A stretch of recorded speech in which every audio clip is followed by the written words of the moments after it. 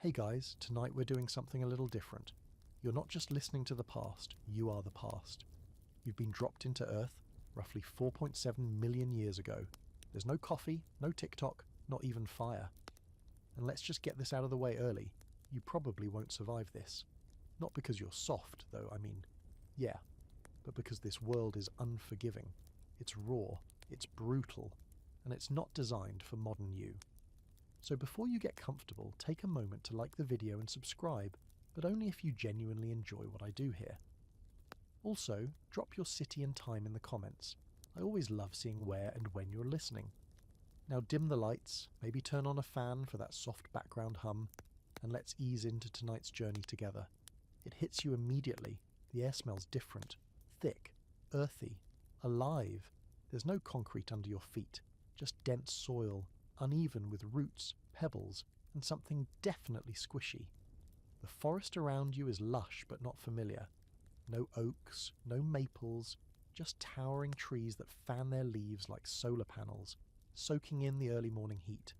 There's birdsong overhead, shrill, chaotic, but also something else, something heavier. You freeze. That low rumble isn't thunder, it's something moving, something big. Welcome to the Pliocene epoch.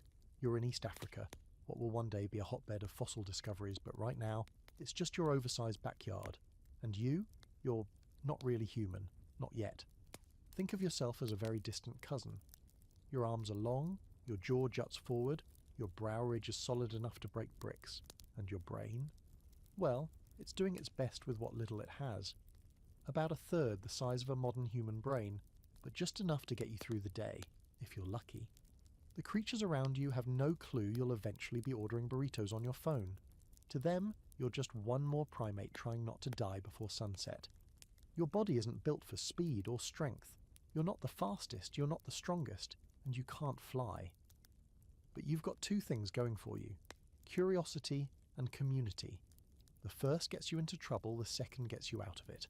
Most of the time. It's morning now and the group is starting to move. You're part of a troop, a loosely bonded crew of maybe 20, ranging in age from elderly matriarchs to wide-eyed infants clinging to their mothers' backs. You don't have language yet, but that doesn't stop the noise. Grunts, hoots, snorts.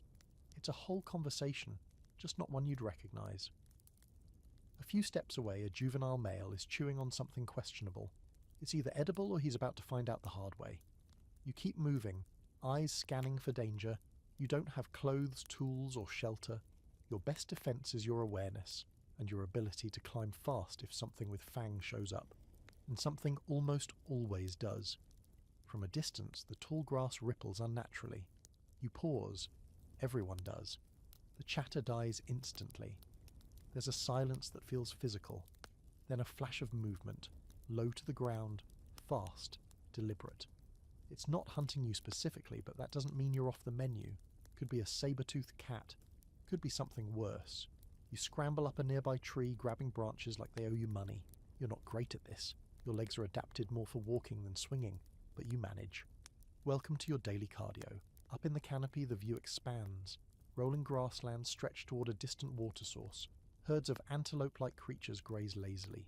Birds circle overhead. The skies are brutal, perfect blue. And just beyond the horizon, a volcano smokes quietly. Earth is still very much in beta mode.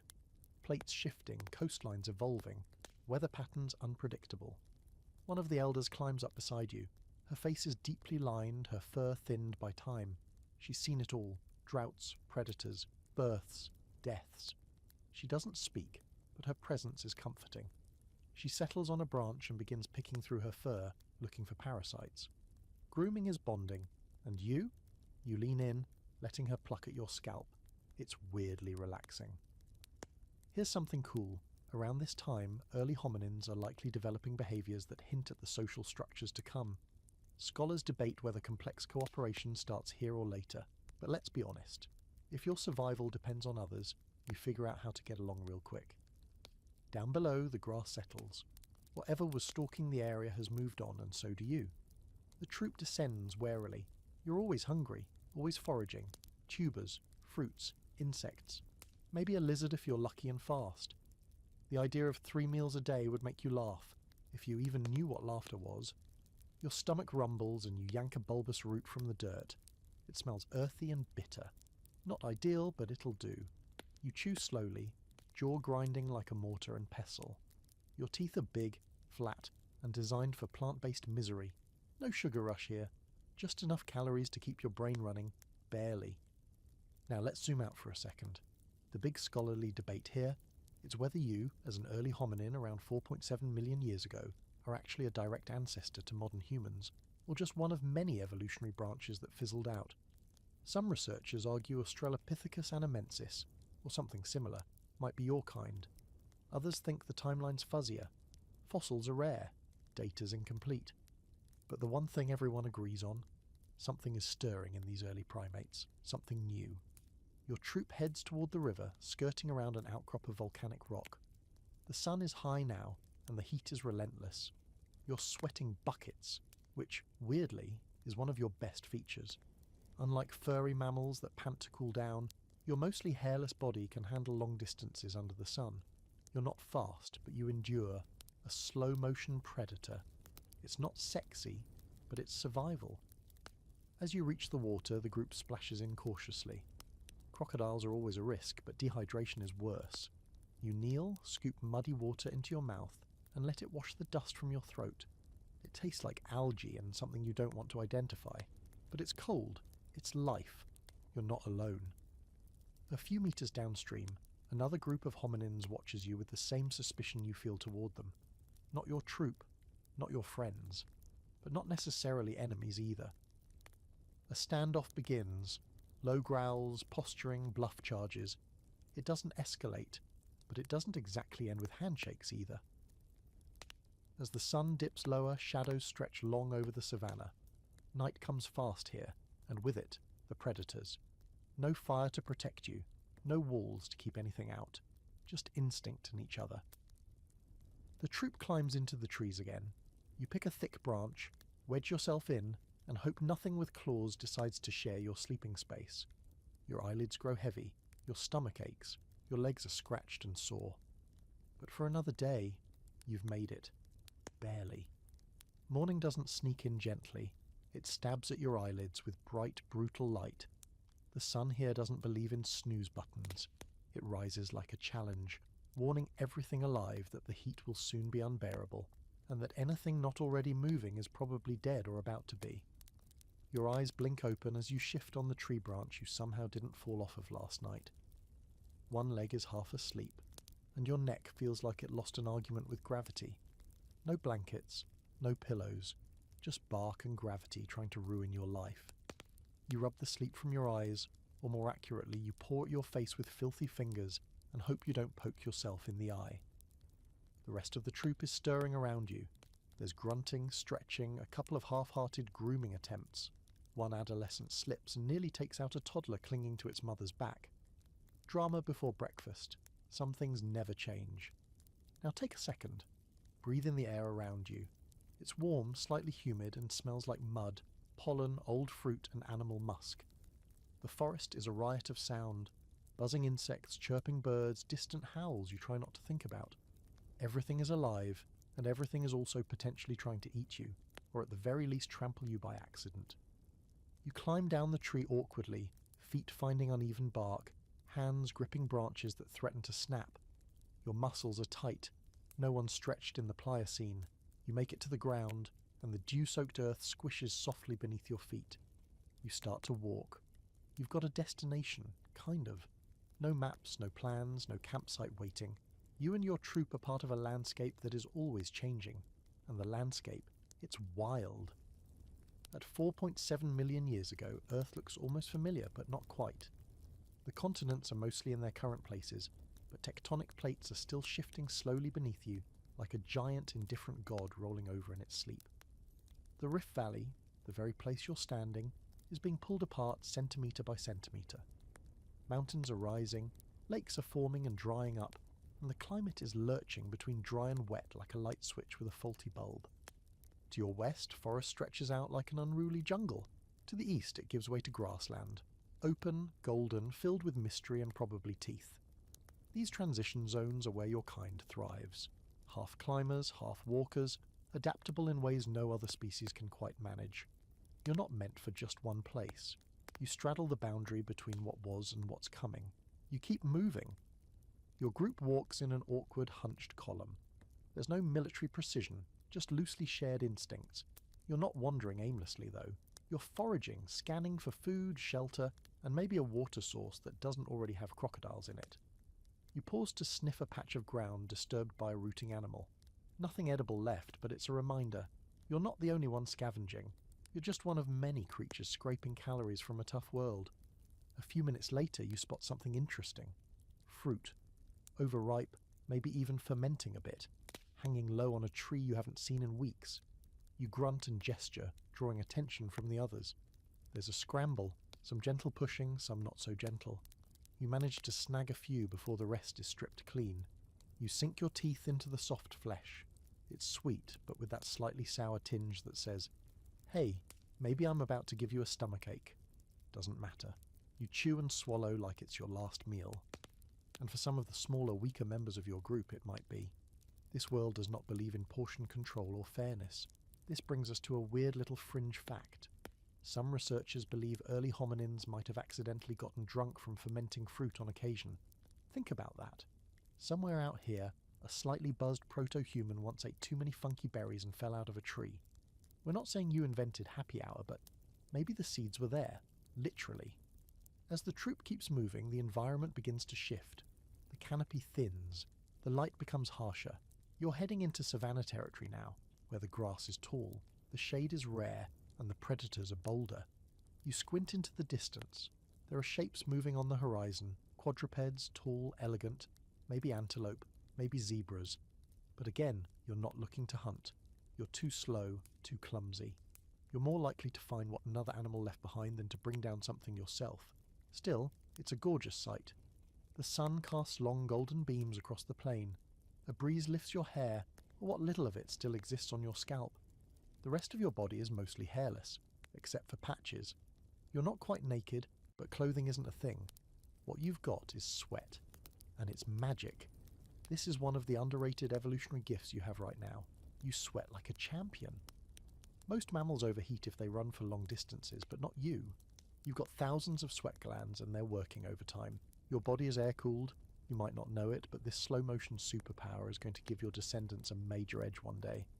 The ability to walk and jog for hours under the sun is going to change the game, eventually. But right now, it just means you're wet, salty, and constantly thirsty. You spot a rocky outcrop ahead, a good place to rest, maybe find some shade. The group heads there slowly, picking up sticks, sniffing plants, and occasionally inspecting old bones or dried dung. Information is everywhere if you know how to read it. You're still learning. Everyone is. Trial and error is your textbook, and sometimes the error is fatal. Once under the shade, you squat. There's no sitting comfortably out here, just squatting like your thighs are made of springs. Someone finds a termite mound and starts jabbing it with a stick. That's a classic move. Protein-rich, bitey little bugs swarm out. You grab a few, crunchy, nutty, kind of awful, but you swallow them anyway. Now here's a scholarly question. How much of this behaviour, probing, experimenting, sharing, is instinct, and how much is early culture? There's no writing, no storytelling yet. But maybe there's something like memory. Shared behaviours passed down through mimicry, not words. Your young learn by watching, by copying. Monkey see, monkey do, except you're not a monkey anymore, not quite. The sun starts its slow descent. Shadows stretch long again. You're thirsty, hungry, and your feet are sore from walking on rough terrain all day. But you're not dead. That's the bar for success here. Before dust settles fully, you climb again. Same tree, same perch. You curl up, wedge yourself between branches and tuck your arms close to keep warm. The world quiets down. Fewer birds now, more insect chirps, a few distant howls. Your ears stay alert even when your eyes close. Tomorrow you'll walk again. You'll forage, flee, maybe even fight. But for now, you breathe in the warm night air and feel, just for a moment, like you belong here. Because you do. Dawn doesn't so much break as it bleeds into the sky, smearing the horizon in slow shades of rust and gold. Your eyelids flutter, crusted with grit from the night. One arm is numb, wedged under your ribcage all night like a poorly folded camping mat. You shift, bones popping, spine reminding you that the Pliocene doesn't come with chiropractors. Below you, the world is already moving. Insects hum, leaves rustle. Somewhere far off, a hyena laughs like it knows something you don't. Which, let's be real, it probably does. You descend the tree with less grace than you'd like. Your hands and feet slip once or twice, bark scraping your skin. But gravity hasn't won yet. The troop is gathering again. No one talks. There are no words. But there are glances, postures, tiny shifts in body language that say everything. We're here. We made it. Let's not screw this up today. Today, you're not just foraging. You're scouting. There's a rumour, okay, more like a shared sense, that something new might be nearby. Maybe fruit, maybe shelter, maybe water. You haven't seen rain in days, and the last watering hole was more hippo-bathed mud than actual drinking water. As you set off, the terrain shifts beneath your feet. The trees thin even more, replaced by patchy grasses, shrubs, and dry, cracked soil. There's a strange, almost holy hush to the morning. Every creature seems to be holding its breath. You walk carefully, placing each foot as if the ground might complain. Your long toes splay naturally, gripping the dirt. No shoes, obviously. Just raw feet and calloused soles hardened by a lifetime of walking across unforgiving terrain. And here's where things get interesting. You're not the only hominin out here. As you crest a low ridge, you spot movement. Figures, like yours, but not. They're distant, hard to make out through the heat shimmer. But you know. They're others. Maybe Australopithecus afarensis, if you want to get technical. Slightly different build. Maybe slightly smarter. Maybe not. They don't belong to your troop. They don't share your resources. And they're watching you too. Now, this is one of those moments modern anthropologists can't stop debating. How did early hominin groups treat one another? Cooperation, competition, avoidance. The evidence isn't clear. No diaries, no group selfies. But fossilized injuries hint at both. Violent encounters and long-term survival with signs of healing, which suggests care. Scholars argue over whether hominin groups were territorial or curious. You, in this moment, are mostly just tense. One of the others raises a hand, not a wave exactly, more like a flexing gesture. Not aggressive, not inviting. Just there. You respond by doing nothing. You blink, then lower your gaze.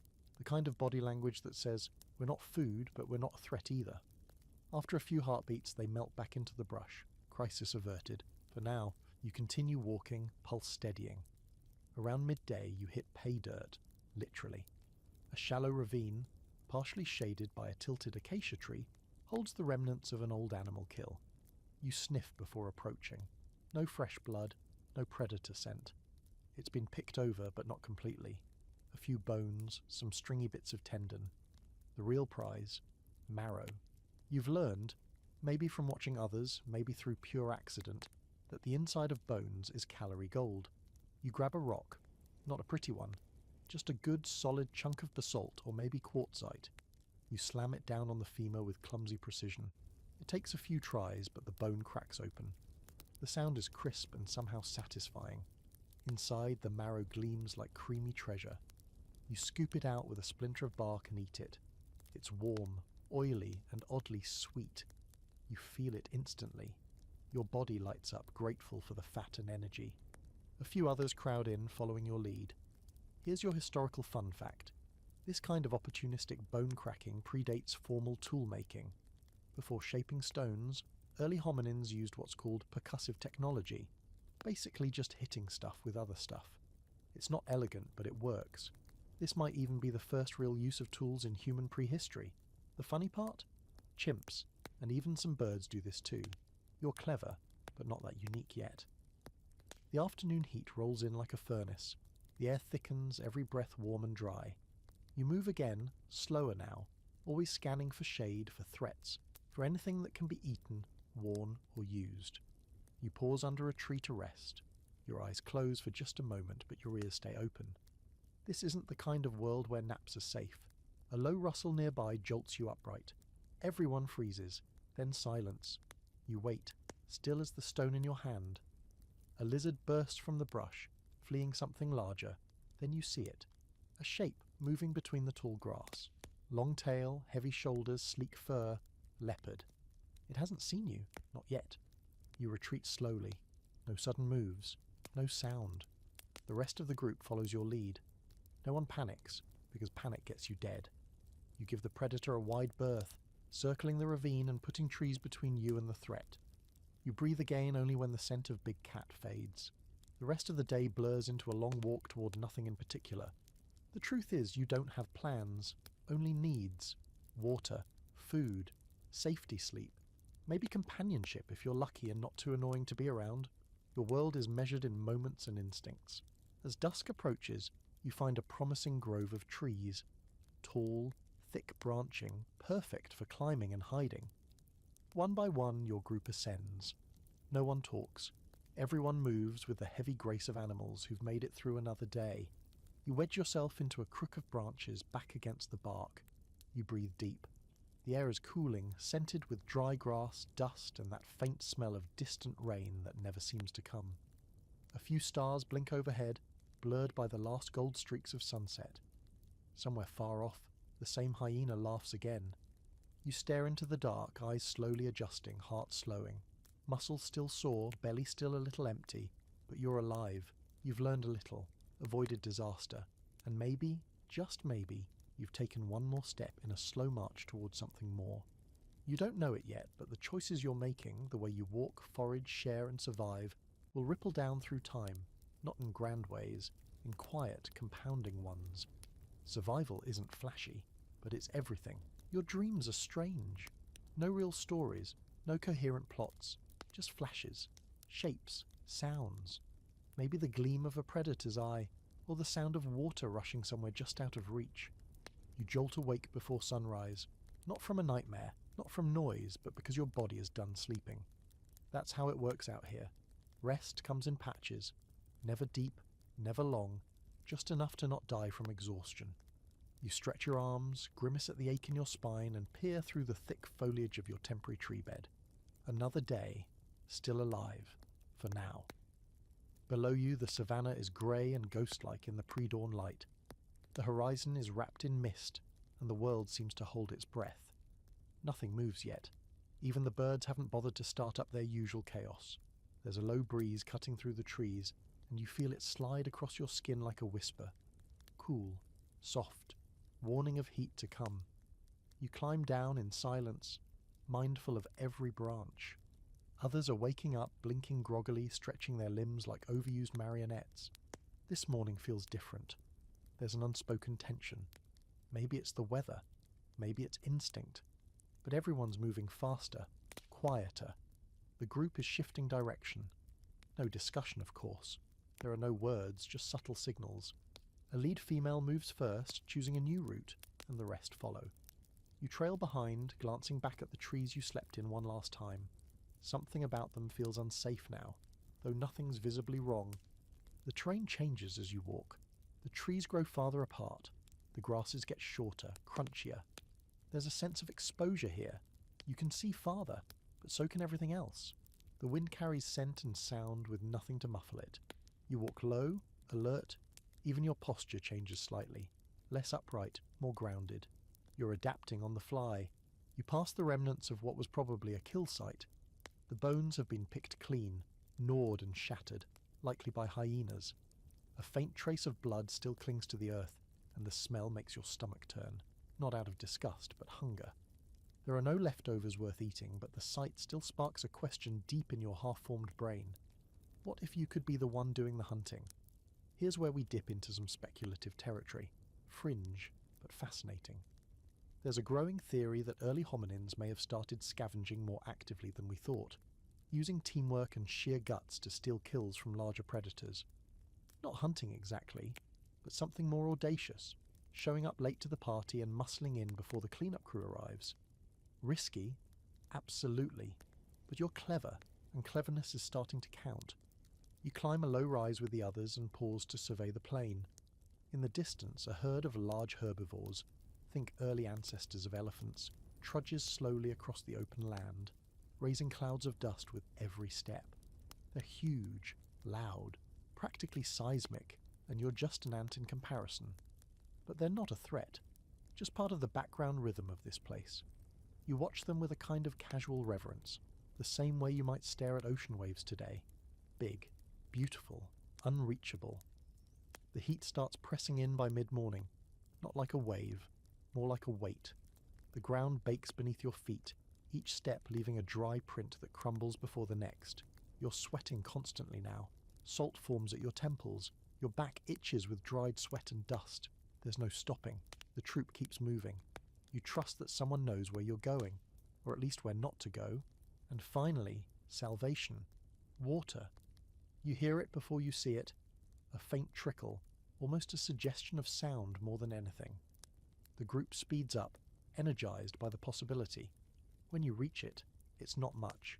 Just a narrow stream, barely knee-deep, winding through a dip in the land. But it's enough. Everyone crowds in, splashing, drinking, kneeling. You drop to your knees and plunge your face into the water, sucking up mouthfuls of cold, metallic-tasting relief. It's glorious. Until you see the tracks. Deep, wide, clawed. Left recently in the mud just upstream. Something big was here. Possibly still is. You freeze, half submerged. Then slowly, you back away. One by one, others catch on. The water isn't empty. You drink quickly and then retreat, climbing the bank and regrouping in the shade of a thorn tree. Here's your historical nugget. Evidence suggests that water sources in the prehistoric world were highly contested, even dangerous. Not just for animals, but for early hominins like you. Some fossil sites show signs of repeated injury near ancient watering holes. Bite marks, crushed bones, ambush spots. Water was life, but it was also a death trap. You're learning that the hard way. The rest of the day is spent away from the open. You're weaving through brush now, stepping over twisted roots, navigating thorny branches that snag at your skin. Occasionally you hear movement. Quick rustles, distant crashes, but nothing comes too close. You find a patch of edible bulbs and settle in. Digging with your fingers, you pry up the knobby roots and bite through the fibrous skin. It's dry, chalky, like chewing on a carrot that gave up on life halfway through, but it fills your belly. A juvenile beside you tries to copy your digging technique but gives up and eats a beetle instead. Honestly, smarter move. More protein. As the sun starts its slow sideways fall, something unexpected happens. The oldest male, barely mobile most days, begins to emit a series of deep grunts and soft clicks. Not random, patterned, intentional. Everyone stops to listen. You watch him shuffle toward a tree stump and squat facing the group. He makes the noises again, louder this time, and everyone seems to understand something. This moment is huge. Primitive communication. No, it's not language, not even close, but it's a hint, a whisper of what's coming. Researchers still argue over when exactly communication became complex in hominins. Some say it didn't really evolve until Homo erectus, over 1 million years from now. Others think it started much earlier, with gestures, postures, vocal patterns like this. You, sitting there watching this old male grunt and sway, feel something that isn't quite understanding but isn't far from it either. As darkness creeps in, the troop settles into a small clearing. You climb your tree again, nestling between branches hardened by use. You close your eyes to the rustling leaves, the smell of smokeless air, and the occasional chirr of unseen insects. The last light fades slowly, and for a few seconds it feels like you've outrun the world. Tomorrow, same chaos, same hunger, same fragile existence strung across miles of wilderness and instinct.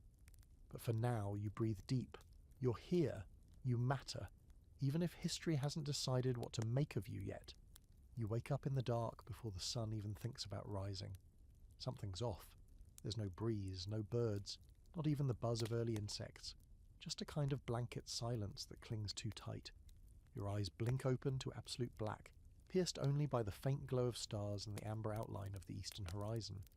The air is warm and heavy, still carrying the heat from yesterday like it hasn't had time to let go. You listen. There it is.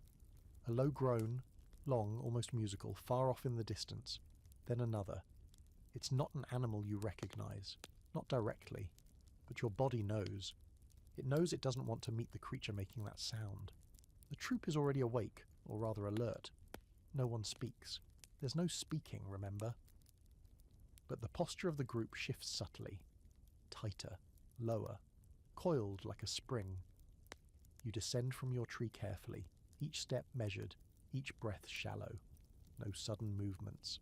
The darkness is a hiding place, but also a trap. You're not just an early hominin now, you're prey. And whatever's out there, it's awake too. You push through some low scrub, following the others as the group begins to move west, away from the sounds.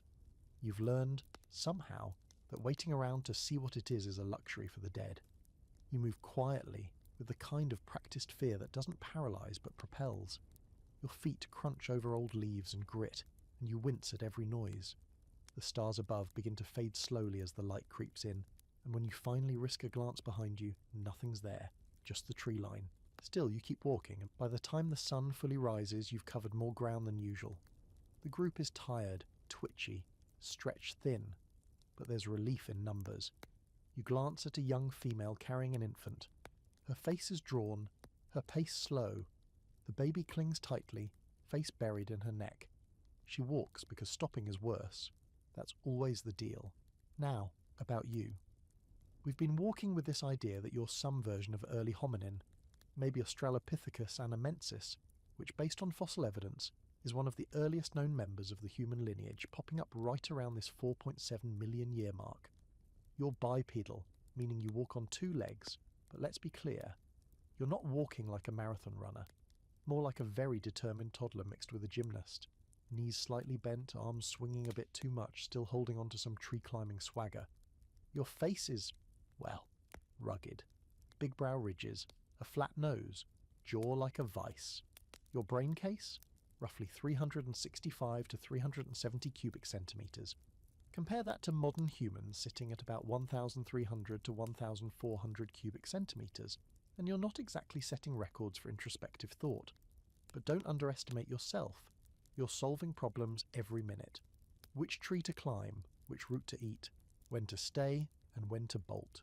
It's instinct, sure, but it's also learning. Real-time, life or death education. Here's the evolutionary twist. Your ability to walk upright, even imperfectly, is changing everything. It frees your hands. It gives you better vision over tall grass. It conserves energy during long-distance movement. It's shaping your spine, your hips, your toes. Your whole body is being rewritten across generations. You don't know it, of course, but your gait is one of the biggest survival gambles your species has ever made. And spoiler, it pays off. But for now, it mostly means your feet hurt. A lot. As midday approaches, the group finds a shaded area beneath a cluster of thorny trees. You all stop, finally, and collapse into squats or curl up in the dirt. One of the older males begins grooming a juvenile, slowly and methodically picking through the hair. You sit nearby, legs stretched, eyes half closed. This is rest, not safety, never that, but something close. Then you notice something interesting. Two young males, maybe brothers, maybe not, are playing with a rock, not eating it, not cracking it, just turning it. One sets it down and rolls a smaller stone across it. The other imitates, then grunts, then picks up a stick and taps it. They're not doing anything useful yet, but you feel it. The beginnings of pattern, curiosity, maybe even play. This might not sound like much, but in the context of prehistory, it's huge. Play is more than just downtime. It's rehearsal. It's how brains grow. And the brains here, they're growing, millimetre by millimetre, generation by generation. Paleontologists debate when cognitive complexity really kicks in. But scenes like this, fragments preserved in fossil behaviour, hint that even early hominins were more than just reaction machines. They experimented, they imagined. Eventually the group moves again. Food is always calling. You spend the afternoon navigating a denser thicket of woodland. Lower branches, soft earth, more shade. You come across a hollow where mushrooms cluster near a fallen log. You pause. Some of these you've eaten before, others not so much. There's a moment of deliberation, a flicker of calculation behind your eyes. You pick one, sniff it, taste a corner, wait. Nothing happens, you eat the rest. You're lucky. Not all fungi are kind. And honestly, even scientists today don't always know which prehistoric diets were safe or deadly. There's evidence early hominins had some knowledge of medicinal plants, though we're not sure how that knowledge was passed on. Trial and error, observing animal behaviour, dumb luck, maybe all three. But for now, you live to chew another day. As the sun dips lower, a soft breeze picks up. Dust lifts gently from the ground, swirling around your ankles. You stop near a riverbank, and this time it feels different. Less tension. No predator signs. Just the gentle lapping of water and the occasional croak of a distant frog. You approach cautiously, scoop up some water with cupped hands, and drink. Then you see it. Across the stream, resting half buried in the mud, is a shape. A skull. Not human, not predator, something in between. Long snout, huge teeth, empty sockets staring skyward. You inch closer. Not too close. Just enough to feel the chill in your spine. A remnant of something that once ruled and is now just a fossil in waiting. It reminds you, subtly, deeply, that everything here has an expiration date, including you. You climb your final tree of the day as the sky shifts from gold to violet to charcoal. The stars blink into view again, distant and ancient. You nestle between branches, arms folded tight, belly full enough for now. Tomorrow will come with more dust, more walking, more not dying, but also more learning. Your world is cruel, but it's honest. It teaches with every thorn, every bite, every strange sound in the dark. And you're listening? The sound that wakes you isn't sharp. It isn't a roar, a scream, or a crash. It's subtler, a rhythmic thud, slow, heavy, deliberate. You blink into the murky pre-dawn, still tangled in your awkward nest of branches, and your body tells you to stay still. Everything in you goes quiet, like even your heartbeat is trying to sneak under the radar. You inch your head toward the noise. There, on the edge of the clearing, silhouetted in the grey mist of morning, an enormous figure, shoulders rolling with each step, snout low to the ground. You don't know the name Arctidus Simus, but you're looking at a giant prehistoric bear, and your instincts are screaming, "Do not be here!" Luckily it hasn't noticed you, or it doesn't care. It sniffs around lazily, brushes against a low branch, then moves on with the slow confidence of something that fears absolutely nothing. It vanishes back into the forest just as the first edge of sunlight breaks over the horizon. And just like that, the spell is broken. You exhale. You're already climbing down, quietly, carefully, one branch at a time. Everyone else in your group is doing the same. No one's in a hurry, but no one wants to stay either. Last night's tree is now yesterday's news, and last night's safety already expired. You stretch your arms, crack your knuckles, and start moving before your feet have fully hit the ground. As the group regroups and moves into the thinning woodlands, you feel it again, that slow crawl of evolution humming just beneath your skin. There's no fire, no language, no carved idols or sharpened spears, but something is changing.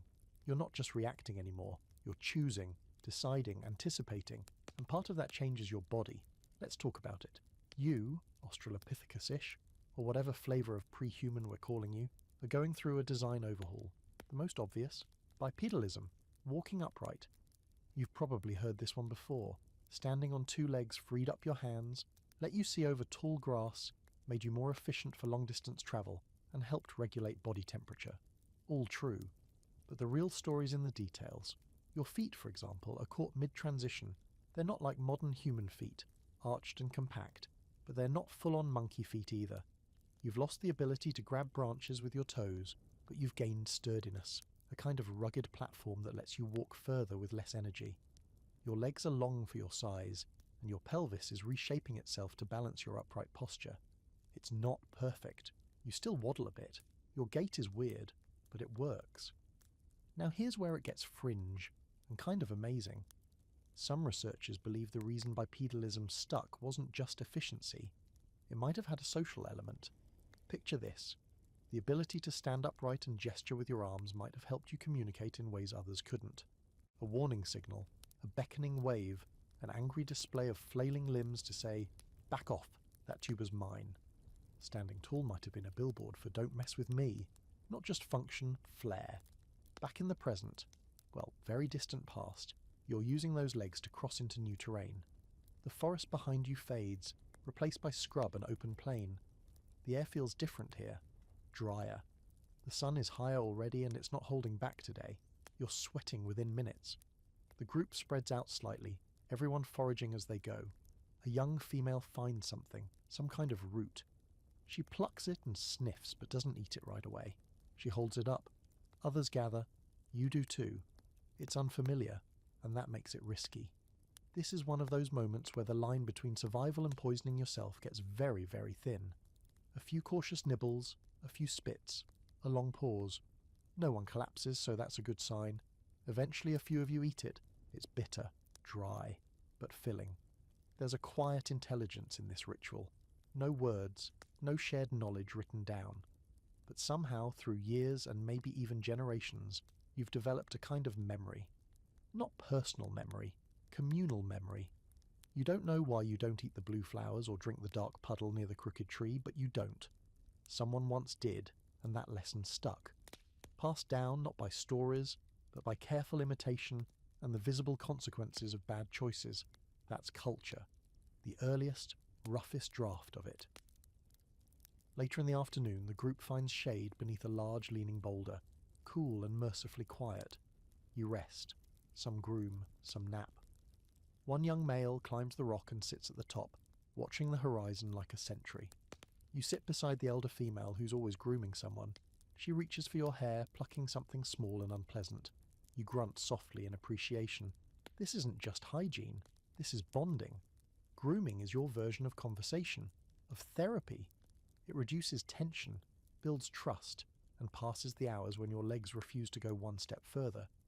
You don't need a campfire to gather around, just fingers, patience, and a few parasites to complain about. But rest doesn't last.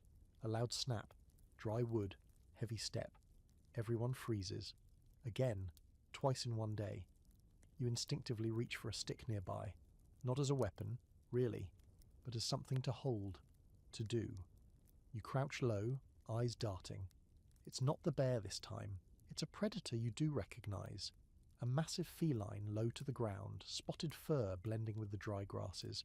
If you could name it, you'd call it Machaerodus. You just call it death. The group reacts as one, not with panic but with practiced urgency. The juveniles are scooped up. The group moves in a tight pack toward the trees just beyond the boulder. You climb fast, legs shaking, hands slipping, but you make it. The cat doesn't follow, not today. It watches, then turns, disappears. You stay in the trees until the sun sinks. Then cautiously you climb down again. Feet on dirt, heart still racing. You don't settle far. The group makes a loose circle beneath a cluster of branches. Tonight, no one climbs high. You stay low, pressed together, sleeping lightly. Because even in the dark, the land is awake. You curl into yourself, muscles sore, mind buzzing. There's no fire, no shelter, but there's warmth in the closeness of the group. Breathing, shifting, living. You close your eyes to the sound of the wind moving through dry grass, and you don't just sleep, you survive. Again, you're half asleep when the infant starts screaming. Not a whimper or a fuss, but a full, high-pitched shriek that cuts through the dark like a knife. Your eyes snap open. You're up before your brain catches up, heart hammering in your chest. The sound is primal, terrifying in its honesty. No instinct to stay quiet, no learned caution. Just raw panic spilling from the smallest, most vulnerable thing in the group. Something's wrong. Everyone's up now, bodies shifting, feet scrambling over roots and dry earth, some climbing trees, others grabbing juveniles and backing toward the denser thicket. You stay low, scanning the dark. There's movement at the edge of your vision, a rustle, a shape, then nothing. The infant's mother pulls the child close, pressing its face into her chest. The wailing dies down slowly, but the fear lingers, sticky and heavy. Eventually the group settles again. No one sleeps deeply after that. By sunrise the danger is gone, or at least has moved on, but the mood is different. Everyone's tense. Every shadow gets a second glance. Every noise pulls eyes upward. Your group isn't made for defense. You don't build barriers. You don't set traps. You rely on mobility and memory. If something bad happens somewhere, you simply stop going there. You avoid it. You move. And so you move now. Today's terrain takes you uphill, across dry, cracked paths between low-growing bushes that tug at your ankles and smear dirt across your legs. The air smells of dust, sweat, and the slow decay of vegetation dried out by too many days without rain. There are storm clouds far off, stacked like mountains, but they never seem to get closer. You climb a low ridge and look out over the plain below. Herds are moving, not fast, not panicked. just drifting slowly towards something you can't see from here. Wildebeest-like creatures, long-legged antelope, even a few distant giraffids. These animals migrate with the seasons, and your kind, still figuring out the rules of this world, watches and follows. There's an odd moment of clarity as you stand there squinting into the haze. These animals are your guides. They know where the water is. They know where the grass is greenest. They've done this migration longer than your entire species has existed. All you have to do is stay close enough to learn, but far enough not to get trampled. You rejoin the group as they head downhill. A young male tosses a stick into the air and catches it again. Not useful, not edible, just something to do. A few others glance, maybe curious, maybe annoyed. But the moment passes without incident. Here's your historical nugget. Young primates, even today, play with objects. It's not just a distraction. It's rehearsal, coordination, strength, creativity. All the little muscles and mental gears get tested during this kind of play, and for your kind, play is starting to become something more. Early experimentation, a seed that, millions of years from now, becomes technology. The group reaches a grove of squat trees, short, wide canopied, good for climbing and foraging. There's fruit here, but not much. Most of it's been stripped by other animals, or maybe other hominin groups. You see claw marks on the trunk of one tree, fresh ones. Something big was here, recently. Still, hunger always wins. You climb and find a small cluster of fruits nestled in the upper branches. They're soft, dark-skinned, slightly overripe. You sniff, peel one, and take a tentative bite. It's sweet, surprisingly so. Sticky juice runs down your chin, and you grunt softly in approval. One of the juveniles near you mimics your move, peeling and biting awkwardly. You hand them another. That's how knowledge spreads. Not with lectures, just quiet imitation. You spend the midday hours here, hidden from the heat, stomachs partially filled, the group lounging like a pile of furred and sweating bodies. One individual picks up a bone, rolls it in their hands, taps it against the dirt, not breaking it, just feeling its weight, its sound, its texture. No one else pays attention, but you do, because you've started to notice patterns, not language, not symbols, but something between experience and curiosity. This is what separates you from the other creatures nearby. Not strength, not speed, just this need to touch, test, and repeat. You lie back against the trunk of a tree, staring through its branches at the wide blue sky. The clouds are breaking apart now, and the breeze smells faintly of rain, though it still doesn't come. A fly lands on your arm. You swat it. Another lands on your foot. You grumble. You don't have words for irritation, but if you did, they'd be flying out of you by now. And then you hear something strange. Not a predator, not thunder, but another sound. Vocal, patterned, familiar but not from your group. You sit up, alert. Across the grove, hidden in the brush, another troop of hominins moves carefully. They're not trying to surprise you, they're just coincidence. Or maybe everyone's been following the same herds and water rumours. There's no aggression, not yet. You all watch each other from a distance. A low chuffing sound from one of them, a grunt from one of yours. The body language is cautious but not hostile. You recognise some of their behaviours. The way one male scratches at a tree before climbing. The way a female keeps her infants close beneath her arm. It's different but familiar. This is one of the big unanswered questions. How did groups of early hominins interact? There's not much fossil evidence of large-scale conflict, at least not yet, but that doesn't mean it didn't happen. Some researchers argue that peaceful avoidance was common, especially with scarce resources. Others think violent encounters were inevitable. In this moment, you're hoping it's the former. After some long minutes of watching, the other group moves on, disappearing into the trees. No contact, no conflict, just mutual recognition, and a shared decision to leave each other alone. Smart. As the sun lowers, the group begins to travel again, this time toward a patch of land that smells like moisture. Mud sticks to your feet. The air is heavier. Birds circle in the sky. There's water nearby. You can feel it before you see it. And there it is. A narrow stream, not much wider than your outstretched arms, but clear and slow-moving. You approach cautiously. No predator tracks. No scent of rot. Just cool, clean water. You kneel and drink deeply, cupping it in your palms. The others follow, A few splash each other. One juvenile tries to catch a fish with both hands and falls in face first. Everyone grunts in amusement. You sit back, full of water, exhausted but oddly at peace. That night you stay nearby, building loose nests in the trees above the stream. Your body aches, but your mind feels engaged, like something just under the surface is stretching, growing, asking questions you don't yet know how to answer. The wind picks up again, warm and rhythmic. You settle into your spot, arms folded across your chest, legs tucked in. Around you, your group breathes together, the soft rise and fall of lungs that don't know the word future, but are building it with every step. You fall asleep listening to the water move below. You wake to the soft gurgle of the stream still whispering beneath your tree. It's not much, barely a trickle, but to your early hominin senses it's a lullaby and a lifeline all at once.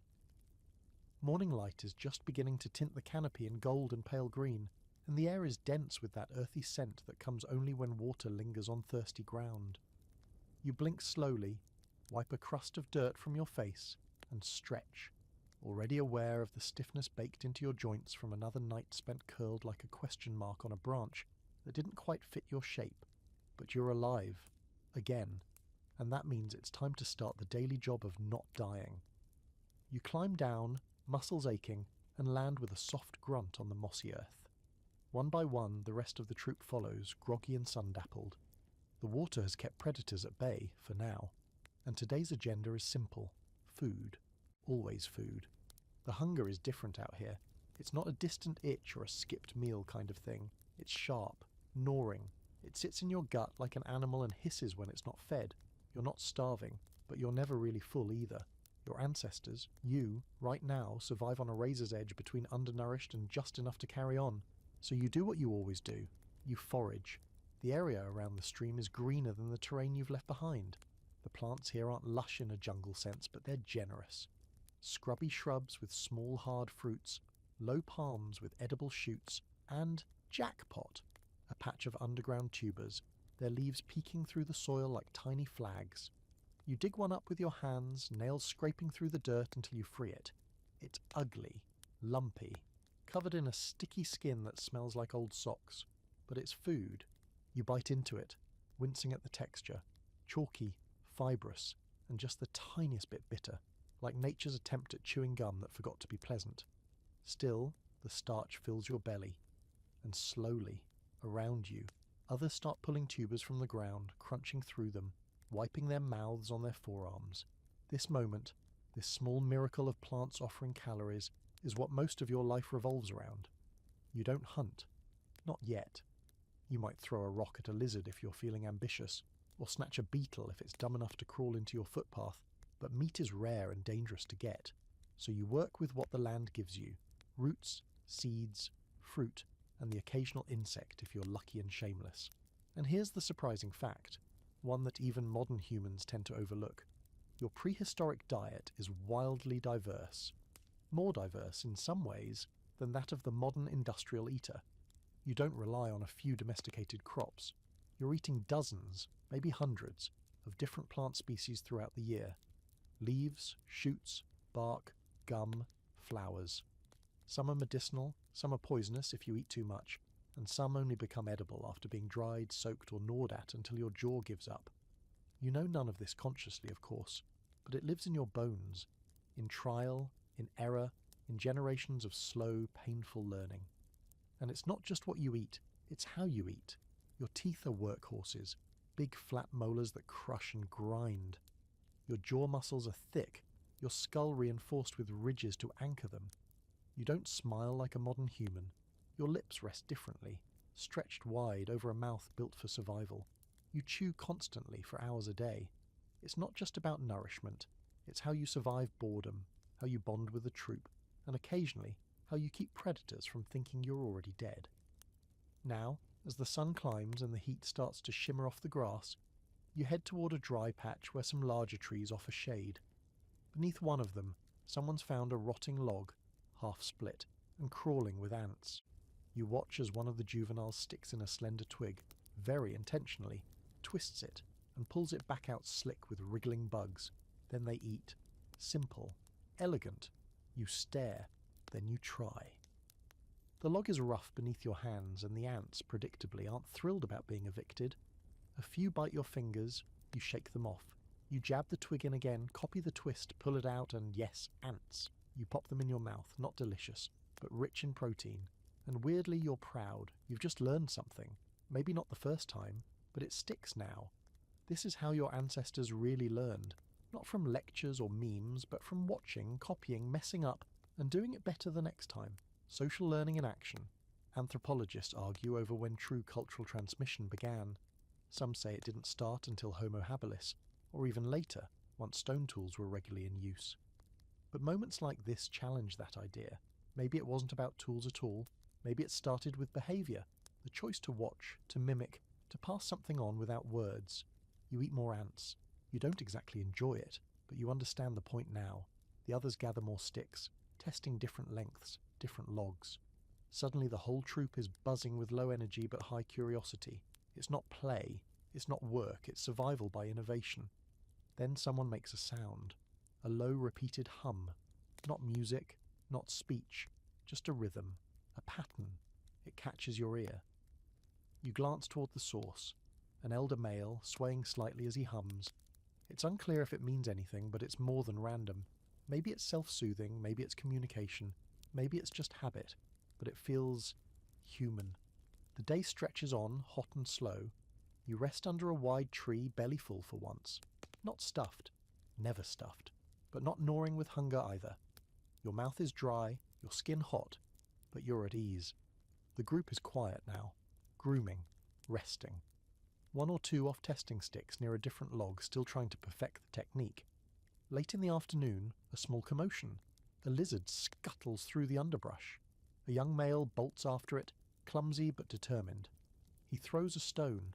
It misses. Another member joins, and together they chase it down. There's a shriek, a scuffle, and then victory. It's not much meat, barely 2 bites each, but it sparks celebration. Shared excitement, shared food. You get a piece. You chew it slowly, savouring the rare taste of flesh. It's oily, gamey, tough, but it's different, and it matters. When night falls, the group climbs higher into the trees than usual. A few distant howls have everyone a little on edge. You find your spot, wedge yourself in, and sit with your back to the trunk, legs drawn up tight. Your eyes scan the canopy, then the sky above. Stars, unmoving, distant, cold, and yet familiar, even now. You rest your head against your knees and exhale slowly. The air is cooler now, damp with the coming dew. You're full, not safe, but surviving. You've learned something, shared something, eaten something new, and in your small, silent way, you're changing. The dew drips from leaves like a slow leak in a stone pipe, falling with quiet rhythm onto the earth below. You blink awake before the sun rises, groggy and stiff from another night of tree sleep. Your back is killing you. Your legs ache. One of your feet feels like it belongs to someone else, but you're still here, cradled in the arms of a tree like it's a half-hearted parent. You stretch, quietly, bones crackling, and begin your descent. Below, the others are already stirring. The older female, you know, the one who seems to have raised half the troop without breaking a sweat, is squatting beside the stream, splashing her face. A few of the juveniles are poking at mud, testing to see what kind of squishy nightmare they can find beneath the surface. The water's low today, even lower than yesterday. That's not good. You drink anyway. It's gritty and tastes vaguely like a metal spoon left out in the sun, but it keeps your heart beating and your muscles moving. You rub the sleep from your face and look up at the sky. It's cloudless, wide and impossibly blue, and hot. It's going to be a scorcher. You're already sweating before the group starts moving. Today, you follow a dry game trail, worn into the earth by the thousands of animals who've come before you, all marching towards some promise of better grazing or water that may or may not still exist. The trail winds through brush and between scattered trees, always forward, always guessing. And that's really the core of your life, movement based on memory, instinct, and the ever-present scent of desperation. You're not migrating in the modern sense. You're just trying to avoid dying in one spot long enough to find a better one. Here's a cool fact that doesn't get enough love. The way your kind tracks water isn't just random luck. early hominins were likely watching the behaviour of other animals. Birds circling, elephants disappearing into a ravine, the direction of hoofprints in the mud, and learning to decode the environment. It's not quite science, it's not quite magic, it's survival, honed into pattern recognition, the original crowdsourcing. Today, the group is quieter than usual. Everyone's conserving energy. The sun is already pounding the ground like it holds a grudge. The soil bakes beneath your feet, hot enough to make you reconsider every step. The air wavers in the distance, mirage shimmer, heat hallucination. You keep your eyes on the trees ahead, willing them to be real. Eventually someone calls out, well, not calls, exactly, but makes a sharp series of grunts and clicks that grabs attention. There's movement up ahead. Your pace picks up, and there it is. Not a lake, not a stream, but a hollow, deep and shaded with a slick of water at the bottom, maybe only a few inches deep, but it might as well be the Nile. You don't wait for permission. You slide down into the hollow and scoop the water up, muddy and warm but precious. The others follow, and for a few minutes the hollow is filled with the sound of gulping and satisfied grunting. Then just as quickly silence, a nervous stillness, because you all hear it. A low splash. From the far edge of the hollow, you freeze, still crouched, water dripping from your fingers. Then you see it. Two eyes just above the surface, watching, waiting. A crocodile, perfectly still, half submerged, ancient, patient. It's not hungry, yet, but it's not leaving either. You back away slowly. Everyone does. The mood shifts. One moment you're drinking, the next you're calculating the odds of becoming lunch. This is your life. Every sip of water is a negotiation. Predators like crocodiles have been on this earth far longer than you, and they'll outlive your kind too. They're not clever, they're not curious, but they wait. And your survival depends on seeing them first. The group moves on. Not far from the hollow there's a rocky outcrop where you pause to rest.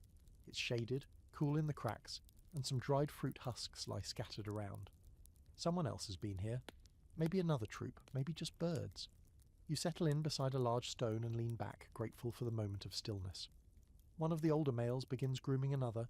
You close your eyes, listening to the soft rustle of hands in fur, the low mutter of contentment. It's peaceful, almost gentle, and that's important. Because early hominin life wasn't just terror and teeth. It was moments like this: connection, touch, trust. Here's a quirky fringe fact for you. Some paleontologists believe the earliest signs of empathy can be found in healed bones. That's right, broken limbs that show evidence of mending.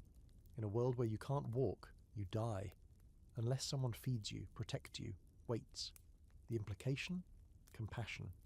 Even among creatures with no language, no civilization, and barely any free time between crises. You're part of that chain now. You've helped others, and you've been helped. And today, it might save you again. Because just as you're starting to relax, there's movement. A rustle, a crack. And then, from behind a low bush comes a flash of golden fur. A lioness, lean and hungry, eyes locked on your group. Panic isn't an option. Panic is a guarantee. The group bolts. You scramble over the rocks, heart pounding, every instinct screaming up, up, up. You grab a tree root, slip, slam your shin, but don't stop. The lioness lunges, catching one of the juvenile's legs in her jaws. There's a horrible cry, a sound that's both ancient and freshly born, and then the group explodes with noise. You turn, not thinking, and hurl a rock. It misses, but it distracts. Other members join in, stones, sticks, screams. Not to fight, not really, just to confuse, to buy a second, and it works. The lioness drops the juvenile and bolts. It's not worth it, not with that much chaos. You're shaking. The juvenile's alive but limping, bleeding. The older female wraps around him, checking the wound, licking it, holding him close. Everyone's panting. Dust clings to sweat. The air is full of adrenaline and dust and something electric you can't name. That was almost it, but it wasn't. And now you sit together again, huddled in the shade, breathing, reassessing, remembering the hollow, the rocks, the lioness. This is how you learn. Not in words, not in symbols, but in scars and silence. As the day fades, you find another place to climb, deeper into the rocks this time. The trees here are smaller, but it's safer. You settle into a notch in the stone and press your back against the warm surface. Your eyes drift toward the sky. It's turning pink now. The stars will come soon. You've eaten, drunk, escaped. Again. It wasn't graceful, but it was enough. And out here, enough is everything. Night in the Pliocene doesn't whisper. It waits. It crouches in the brush and listens just like you do, wrapped in your makeshift perch between two gnarled branches. The air has cooled, but only slightly, still thick and heavy like it doesn't want to let go of the day. Around you, the troop sleeps fitfully. Some breathe deeply, exhausted. Others twitch with dreams or nightmares. You've got one eye closed, one half open. Out here, sleep is never indulgent. It's a risk you take in slices. Somewhere nearby an owl calls, a rustle of wind moves through the dry leaves, and then a soft snap. Your breath catches. It's probably nothing. But nothing here often wears the shape of something terrible. You stay still, not frozen, not panicked, just aware, watching. Your ears strain for patterns, a rhythm of footfalls, a repeat of sounds that mean stalking. But it doesn't come, just that single snap. One sharp reminder that being alive means being alert. Eventually the silence thickens again, and you drift off, though it's not sleep the way we think of it. It's more like dozing with your soul halfway out the door, ready to bolt at the first sign of trouble. When you wake, it's not light out yet. The sky's just turning the faintest shade of steel blue, and the ground is still hidden beneath shadows and mist. You climb down slowly. Your hands and feet find each branch by memory. When you reach the ground, your toes press into dew-wet dirt, soft and cool. It's strangely comforting. For the first time in a while, you're not in a rush. This morning something's changed. The group is moving slower, more spread out. Not from fear, but fatigue. The lioness yesterday took more than blood. She took momentum. Everyone's bruised, mentally and physically. Even the older female, usually first to stir, stays sitting a while longer, arms wrapped around the injured juvenile, who limps beside her now like a shadow. But there's still work to do. You have to eat. Again. Today's plan, if you can call it that, is to follow the edge of a dried riverbed, looking for leftovers. Not just animal kills, those are rare and dangerous, but signs of plants others may have missed. Sometimes floodplains leave behind edible bulbs, seeds tucked into pockets of mud, or wild onions just waiting for someone with a halfway decent nose. You walk along the cracked earth, feet sinking slightly into the damp patches. You pause to inspect a clump of grass. Nothing useful. Further ahead, a young male turns over a flat stone and finds beetles underneath, shiny wriggling snacks that go down with a crunch and a grimace. You take one when he offers. It's bitter, slightly nutty. You don't complain.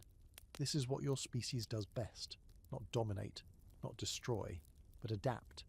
And it's in moments like these, scattered, routine, unremarkable to the eye, that your ancestors truly start to shine. You're constantly adjusting to weather, terrain, availability of food, threats that change with the seasons. You don't build anything yet, but your movements are tactical. Your decisions are shaping the very landscape around you, even if you don't know it. Here's the historical gem for today. There's evidence that early hominins affected the ecosystems they moved through, just by being there, eating seeds, dropping waste, wearing paths into the ground. You're part of nature, but also beginning to alter it. The ripple starts here. Later that morning you find something special.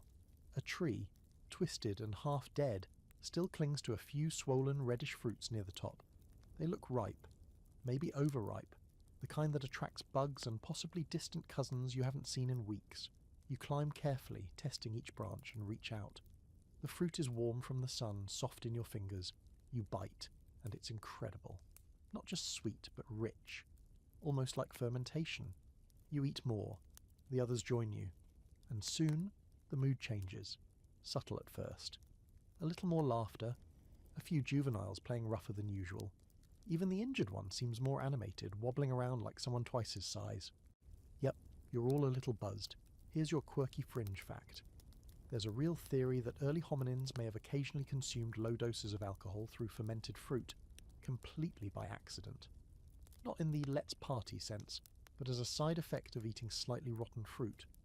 Some researchers even link this to the drunken monkey hypothesis, suggesting that a biological attraction to ethanol helped early primates find energy-rich, ripe food sources, which means essentially that tipsy foraging might have been part of your evolutionary toolkit. So yes, you just accidentally joined the first ever cocktail hour. Eventually you descend from the tree and stagger, gracefully or not, back to the rest spot under a wide acacia. Everyone's still giggling in their own hominin way, but it wears off quickly. The sun is climbing now, and with it the heat returns. You curl into the shade, press your cheek to the cool dirt and breathe. Then you smell something strange. Not bad, just different. You sit up and sniff again. It's like fire. But not fire. Smoke. You've smelled it once before, long ago. It came from far off, drifting on the wind after a lightning storm. You follow the scent this time, creeping to the edge of the tree line. And there it is. A patch of land blackened, still smouldering. A natural wildfire started by lightning days ago, now just embers and ash. The trees are scorched, the grass is gone, but scattered across the edge you spot something else. Bones, cleaned, burnt, small animals cooked in the blaze. You don't eat them, not yet.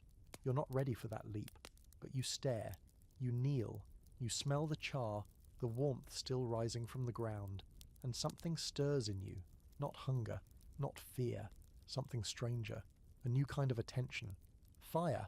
It's still millions of years before you learn to control it, but you're noticing it now, watching it, cataloguing what it does. The seed of curiosity is planted. Scholars argue about when hominins first began to harness fire. Some say nearly 2 million years ago with Homo erectus. Others claim earlier traces, maybe even now in your time. Just observation, nothing more. But that spark, that silent stare at the aftermath of heat and smoke, that might be the beginning. You leave the scorched patch and return to the troop who are still lounging under the tree. The air is thicker now, no breeze, no water in sight. The day wears on like an old shoe, uncomfortable but familiar. By evening, you found another cluster of trees to rest in. You climb slowly, legs dragging. You nestle into a forked branch and lean against the trunk. Tonight you're exhausted, but you've seen something new, tasted something strange, felt the pull of a force you don't understand yet, and somehow that matters, because even though you don't have language or fire or tools shaped by hand, your eyes are open, your mind is stretching, your world is widening, and the next step, it's already on the way. Morning comes with a groan, not from you, but from the old male in the tree next to yours who's been complaining with his bones for the last 10 years.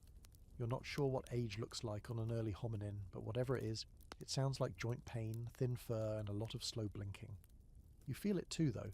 Sleep was shallow. You kept waking at every rustle. And the tree you picked last night, somehow both too thin and too lumpy, like lying in a hammock made of elbows.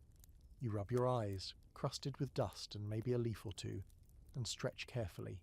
Your shoulder clicks. Your hip cracks. Your entire existence is one long chiropractic emergency. But that doesn't matter, because as you shift to sit upright, you hear something that changes everything. A soft whimper, not the usual grunts or sleepy chirps. It's high-pitched, weak, worrisome. You peer down and see the young female with the baby, the one you've been watching for weeks now, always stoic, always steady. Her baby is clinging tighter than usual, not squirming, not curious, just limp. Its little head tucked into her chest, unmoving. She knows something's wrong. You can see it in her eyes. There's no word for illness, but the concept is there, instinctual. Something inside her is already bracing. The others start to notice too. The troop shifts around her, not too close, not pushing her away but giving space. This is how grief begins, you think. Not with ceremony, but with silence. Today is different. You climb down slowly, eyes still on her, and you start to move. There's no plan, but the group moves anyway. Hunger won't wait, and neither will danger. Life marches forward, even when you want it to pause. The young mother follows last, holding the infant close, her gait slower than normal, shoulders hunched, not in fear, but in resignation. You walk through open plains, dry and wide and empty. No trees for miles, just brittle grass that whispers secrets you don't want to know. The heat is already wrapping around your body like a smothering blanket. Your fur's too thin to protect you, and too thick to cool you. The sweat stings your eyes, and your feet are raw from miles of rock and dust. This isn't a good day. You pause at a low rise, the group forming a loose cluster around you, everyone scanning the horizon, looking for water, for food, for shade. Anything. Then you see it. Movement. Not predator, not prey. Another group, they're far away, half obscured by dust, but it's unmistakable. Tall figures walking upright like you. Not your kin, not your troop, but not strangers either. You've seen them before. Not these exact individuals, but others like them. From a distance, from behind trees, from across rivers, the ghosts of your own species reflected back at you in unfamiliar forms. There's a brief hesitation. Your group freezes. Their group pauses. Then something strange happens. One of them raises an arm. Not threatening. Just lifted. A sign. A greeting? A warning? The old male beside you mimics it. Slowly. Carefully. He raises his own hand. The other group doesn't move, but they don't come closer either. It's a standoff of curiosity, not fear. Eventually, both groups turn and go their separate ways. No contact, no violence, but something was exchanged, something silent and slow. Recognition, maybe. A brief flicker of shared existence. Anthropologists still debate how early hominins viewed one another. Were these interactions common? Did groups trade food, mates, territory, or did they avoid each other entirely? There's no consensus, but this moment you've just lived, this nod across the savannah, feels like a glimpse into what might one day become diplomacy.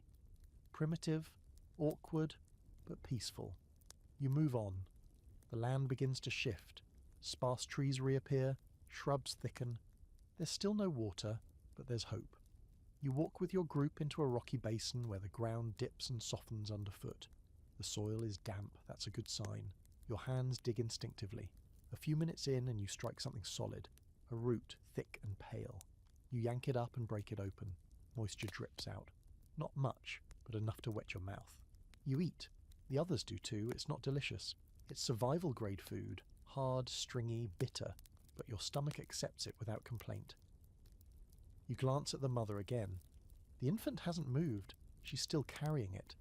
Still cradling it like it's going to wriggle awake and grunt in her face and yank her hair like it always does. But it doesn't. And she knows. Everyone does. But no one speaks, because there is no speaking. Instead, the troop begins to move again, giving her space but not leaving her behind. Later you find shelter under a low rock ledge. Cool, shaded. A break from the sun that's been gnawing at your skin all day. You lie down and watch dust float in the air like ghosts looking for somewhere to land. The rest of the group sprawls out beside you, a tangle of limbs, fur and fatigue. You rest your head on your arm and close your eyes. When you wake, the mother is gone. At first there's panic, scanning the horizon, sniffing the air, listening for distant rustles. But no danger, just absence. Then you see her silhouette far off near the tree line. Alone, still holding the infant. She stands under a twisted tree, rocking slightly. Then she lays the body down, carefully, gently, as if afraid to wake it. You watch from afar as she crouches beside the form, touches its face, then turns and walks back to the group. Her steps are heavier now, but steady. There are no burial rites, no prayers, no markers, just a small body left beneath a tree to return to the land that raised it, and somehow that's enough. Scholars argue over when humans began to mourn. There's evidence of burials going back 100,000 years, maybe more. But what about now? At 4.7 million years ago? Is this mourning, or just instinct? Does it matter? What matters is that you felt it, saw it, that something deep in your primitive heart registered the weight of that moment, even if you can't name it. The group stays quiet for the rest of the day. No play, no grooming, just movement and breathing. That night, the wind shifts. Cooler air rolls across the plain. You climb your tree and settle into a branch that's more forgiving than usual. You feel the ache of the day in every joint. But you also feel something more complex, sorrow, respect, a hint of memory. You look up at the stars, bright and indifferent. And for the first time in your short, hard life, you wonder what else is out there. Not for food, not for shelter, just to know. And maybe, just maybe, that's the start of something very human. The wind is different today. Not just in sound or temperature. It carries something unfamiliar. A scent you can't name. Faint but insistent. threading through the grass and rustling the leaves. You sniff the air, eyes squinting against the morning light. The others do too, heads turning, noses twitching. The breeze rolls over the trees like a warning in disguise. And just like that, your day is already unsettled. You move early without the usual slow stretch and morning silence. The loss of the infant still lingers in the group's movements. More distance, fewer sounds, less play. Even the juveniles seem restrained. Morning doesn't vanish, it just shifts into the background of everything else. That's how it works out here. Feelings exist, sure, but survival refuses to wait its turn. The landscape has changed again. It always does. You've wandered out of the dry grasslands and into a region that feels different beneath your feet. More stable, less dusty. There are more trees here, though spaced out in odd ways, forming crooked lines like the skeletons of an ancient orchard. The grass grows in clusters, and every few steps you're kicking aside stones, some of them sharp-edged, flaked, broken. Your eyes pass over them with mild curiosity. They're just rocks, but there's something about them. You pick one up. It fits oddly well in your palm, almost like it belongs there. Flat on one side, curved on the other, with a jagged edge. You don't know the term cutting tool, and you're not trying to invent anything, but you run your thumb along the side and feel the sharpness. You tap it against a piece of dry root, then against a bone. Nothing revolutionary happens, but you feel something. Potential. Not knowledge, not intention, just a flicker. Later, as the group pauses near a tree to eat, one of the younger males grabs a similar stone and starts smashing it against a nut. It doesn't work exactly. The nut flies off. The rock chips. But there's no scolding. No laughter either. Just curiosity, and that's enough. Here's today's archaeological gem. At this point in time, 4.7 million years ago, your kind probably hasn't made true tools yet. Not in the formal sense. But something is brewing. Evidence from places like Lamekwi in Kenya suggests that stone tool use may date back to around 3.3 million years ago. That's still over 1 million years in your future. But even now, the raw materials are appearing in your story. The movements, the objects, the trial and error dances with nature. They're all early rehearsals for the innovation to come. You don't invent tools today, but you do interact with the world differently. You don't just eat the nut, you investigate it. You don't just avoid the stone, you test its weight. And though no sparks fly, no breakthroughs land with cinematic drama, there's a new kind of thinking taking root. The troop continues on through this unfamiliar forest edge. The scent you caught in the morning breeze returns. It's stronger now, earthy, wet. You push forward, and then you see it. A river. Not a stream, not a puddle. A full, winding river cutting through the land like it's always been there. The current is slow in some spots, rushing in others, and the banks are carved with prints. Some yours, many not. Giant hoof prints, claw marks, trails of flattened grass. This river is a crossroads, and that means danger. You approach slowly. There's no chirping or noise from your group now, just the sound of feet pressing into wet earth and the whisper of wind in the canopy. You crouch by the water's edge, scoop it into your mouth and taste the cleanest thing you've had in days. Others drink. Some watch the opposite bank, always alert, always calculating. Then a splash. Not nearby, further downstream. Something large. You all freeze. Not because it's an immediate threat, just because, again, that's the rule. If you hear something, you stop. It's the difference between continuing your day and becoming part of someone else's. A few moments pass, no follow-up noise, just a dragonfly buzzing near your ear and the distant call of a bird that doesn't care who dies today. Eventually you settle near a cluster of trees. There's fruit, small, round, sour. You pluck some and chew without much enthusiasm. One of the juveniles sits beside you, smashing a stone against a log repeatedly, accomplishing nothing. You reach out, take the stone and mimic the motion, only slower, with more force. It breaks the bark, just barely. The juvenile watches. That's how it works. Learning by accident, teaching by being watched.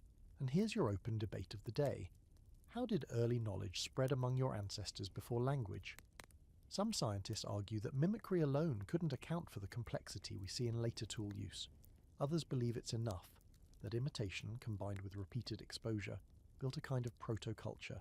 Right now, sitting beside a wide-eyed juvenile while smashing bark with a rock, you're on team mimicry. The sun climbs, the river glints, the air grows heavy and thick. You move again, upstream this time, staying close to the water, where the trees are denser and the shade more generous. You find something unexpected, a series of flat stones stacked naturally, but with odd symmetry. Not made by you, not intentional. But you linger there, sitting on the top one just because it feels different, special. You watch the others move past. Some stop, some sit beside you. There's no ceremony, but it feels like one. A moment of stillness, a pause in the pattern, and then a scream. It comes from downstream, sharp, panicked, unmistakable. Everyone turns, everyone runs.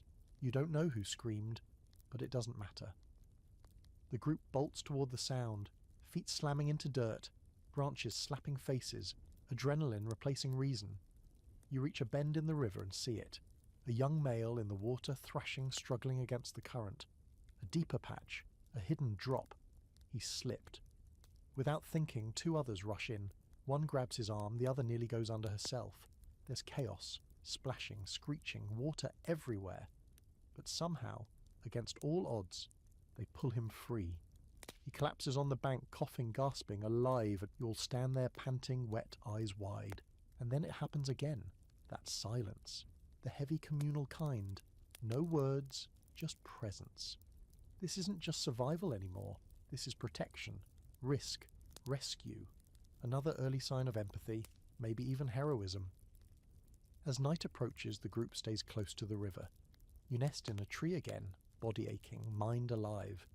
You watched a life nearly lost. You watched others risk their own, and no one had to. There was no reward, just instinct, the best kind. You close your eyes to the sound of the river, still flowing, uncaring, eternal. But you care, and that might be the beginning of everything. The sun doesn't rise. It ambushes you. One moment you're cocooned in early morning shadows, curled on your awkward branch, limbs heavy with sleep. The next, you're blinking into a wall of light that feels like it's been waiting to punch you awake.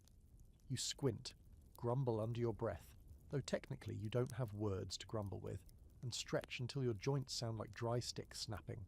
You drop from your perch, land with a soft thud on damp soil, and immediately regret it. Your ankles hate you. Your knees hate you. Honestly, if your bones could file complaints, they'd be unionizing by now. The others are stirring, rubbing eyes, checking limbs, shaking off the stiffness of another night spent half-conscious in branches not built for comfort. Someone coughs. Someone else sneezes. One of the juveniles is already playing with a twig and smacking the trunk of a tree in some kind of low-stakes battle between boredom and imagination. You're hungry. Of course you are. That's a given. But more than that, today feels like a tools day. Not that you know that, but something's been brewing for a while now, something in your brain that's been tugging at the edges of your instincts. You've picked up rocks before. You've smashed bark and cracked nuts. You've thrown stones at lizards poorly, and you've used sticks to chase ants from logs. None of it new. But today you feel like trying something else, or trying it again, but with intention this time. Not just because you're copying, but because you're thinking. After a short hike upstream, legs wobbling and arms swinging like you haven't quite figured out how to be vertical yet, you find yourself near a patch of rocky ground. The stones here are different, harder, sharper. There's a distinct clinking sound when they tap against each other. You pick one up, it fits well in your hand, not smooth, not comfortable, but manageable. You sit. That alone is a big deal. You sit with a purpose. Then you pick up another stone, a rounder, heavier one, and you smash it into the first. It slips. Nothing happens. You try again. This time, there's a sharp crack. A piece flakes off. You flinch, startled, but your eyes widen. The edge of the broken piece glints in the light. It's sharp. You test it, carefully, against a strip of bark. It slices, not deep, but enough. Your fingers tremble, not from fear, but from something older, something stranger. You've just made a tool, and here's the twist. It's not the first time this has ever happened. Fossils suggest that proto-tools, simple stone flakes, not yet shaped with any consistency, might have been used by hominins just like you, as far back as 3.3 million years ago. That's still over 1 million years ahead of your moment here at 4.7 million, but these lines blur. Scholars argue, was it accidental? Was it intelligence? Was it somewhere in between? You're in the middle of that debate right now, holding a stone that you didn't just pick up, you made sharp. Others gather around. The juvenile you sat with yesterday tilts his head and reaches for a rock of his own. A few adults hover nearby, watching. No one teaches, no one speaks. But the idea spreads, quiet and contagious. One by one, others begin to experiment. Stones chip, flakes scatter. No one crafts a spear or a knife, yet. But the beginning of stone awareness has arrived. And this changes everything, because once you learn to shape your environment to alter it, it's not long before you start expecting the world to answer back, to cooperate, to yield. The rest of the day plays out like any other. You forage, you find grubs. Someone pulls down a cluster of sour berries from a tree and accidentally shares it with a wasp. Screaming, flailing, minor chaos, the usual. But you keep coming back to those flakes, those edges, that sound of stone breaking against stone. Later you find the remains of a scavenged kill, not yours. Something big, maybe a leopard, brought down an antelope-like creature and left behind the bones, hide, and a good portion of the meat. It's old, buzzing with flies, but not rotted beyond use. You edge closer, crouch sniff. Your stomach begs you to risk it. You glance around. A few others are watching. One carries a stone, the same kind you cracked earlier. He doesn't know what to do with it. Not yet. But you feel the potential humming between all of you like static. You reach forward, pull back the skin, and grab a leg bone. It's tough, covered in drying tissue, but now you have something sharp. You raise your flake and jab. The edge bites into the hide. It's clumsy, jagged, but it works. You saw, rip, tear. Soon you're chewing, and suddenly you realize this isn't about having sharper teeth. It's about making them. Here's your quirky fringe detail for the night. Some researchers believe the shift to tool use wasn't just about accessing more calories. It may have impacted your very anatomy. With tools doing more work, your jaws didn't have to. Over generations, faces became flatter, teeth smaller, chewing muscles weaker. In other words, you start outsourcing your biology to objects.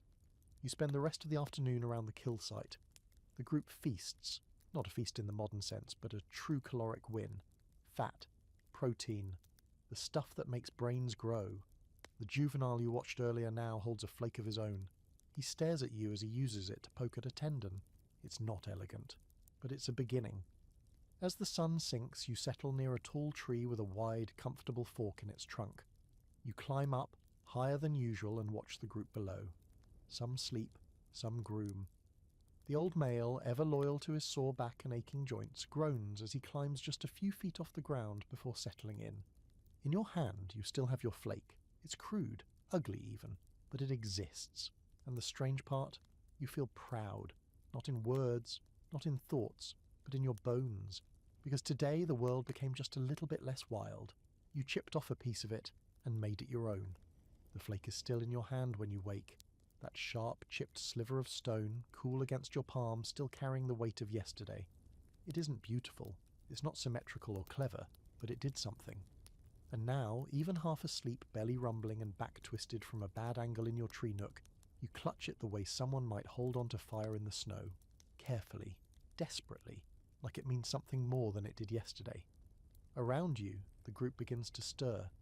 The juveniles yawn and stretch like they didn't spend the night flailing and kicking in their sleep. One of them nearly rolls right off a branch before catching himself at the last second with a panicked squeal. Below, others are already on the move. No ceremony, no slow waking up process, just an automatic pull back into the day's cycle. Find food, avoid death, repeat. But for you, there's a thread of excitement, not joy. That doesn't exist here. It's more like expectation. You want to try again, to find another flake, or make one, to see if it was a fluke or the start of something. You descend from your tree faster than usual. The flake is tied up in your fingers like a secret. You move toward the rocky area again, skimming the ground for stones that look like they'll break well. You find two, one flat and one rounded like yesterday.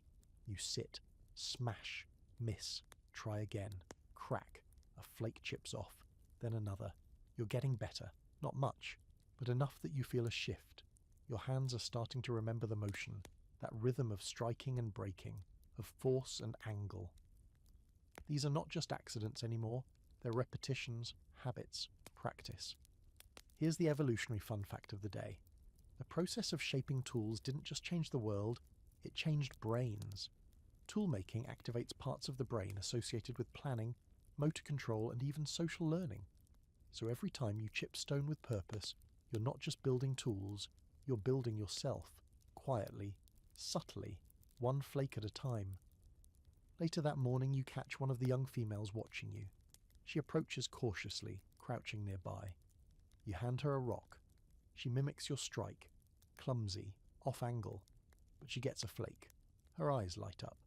You grunt softly, not approval exactly, but something close. She grunts back. No words, no grammar, but a shared experience. You didn't invent a language, but you've started a conversation. The group continues on, following the river again, staying in the shadows as the heat climbs. You notice more and more that everyone's keeping an eye on the ground now, not just for food or predators, but for rocks.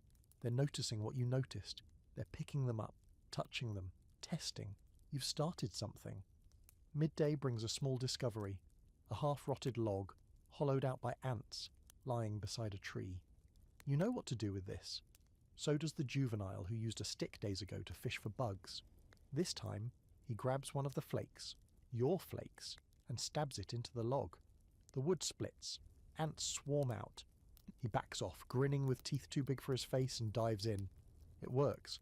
The flake does more than a stick. It pries, it cuts, it cracks open the world. You take a turn, then another member.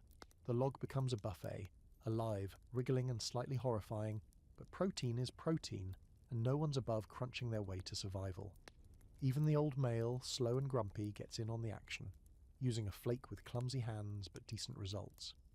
Later, you rest in the shade of a fig tree, its roots bulging from the earth like the knuckles of an ancient hand.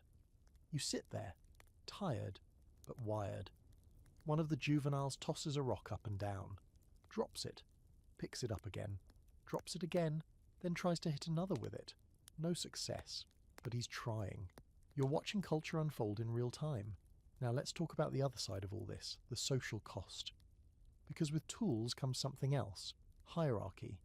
You might not notice it yet, but dominance and access start to shift around capability. The ones who make the tools, or just have them, start to get more food, more attention, even more safety. That's not accidental. That's the groundwork of future societies. Tools don't just build shelters, they build power, and power is messy. In the afternoon, you witness your first conflict over a flake. Two members reach for the same piece. One gets there first, the other grabs at it. There's a push, a snarl, a minor scuffle. No injuries, but the tension hangs in the air like smoke. That was new. Not food, not mates. A tool. A simple piece of stone, suddenly valuable enough to fight over. Congratulations, you've just invented resource competition. The rest of the day passes with a kind of wary energy.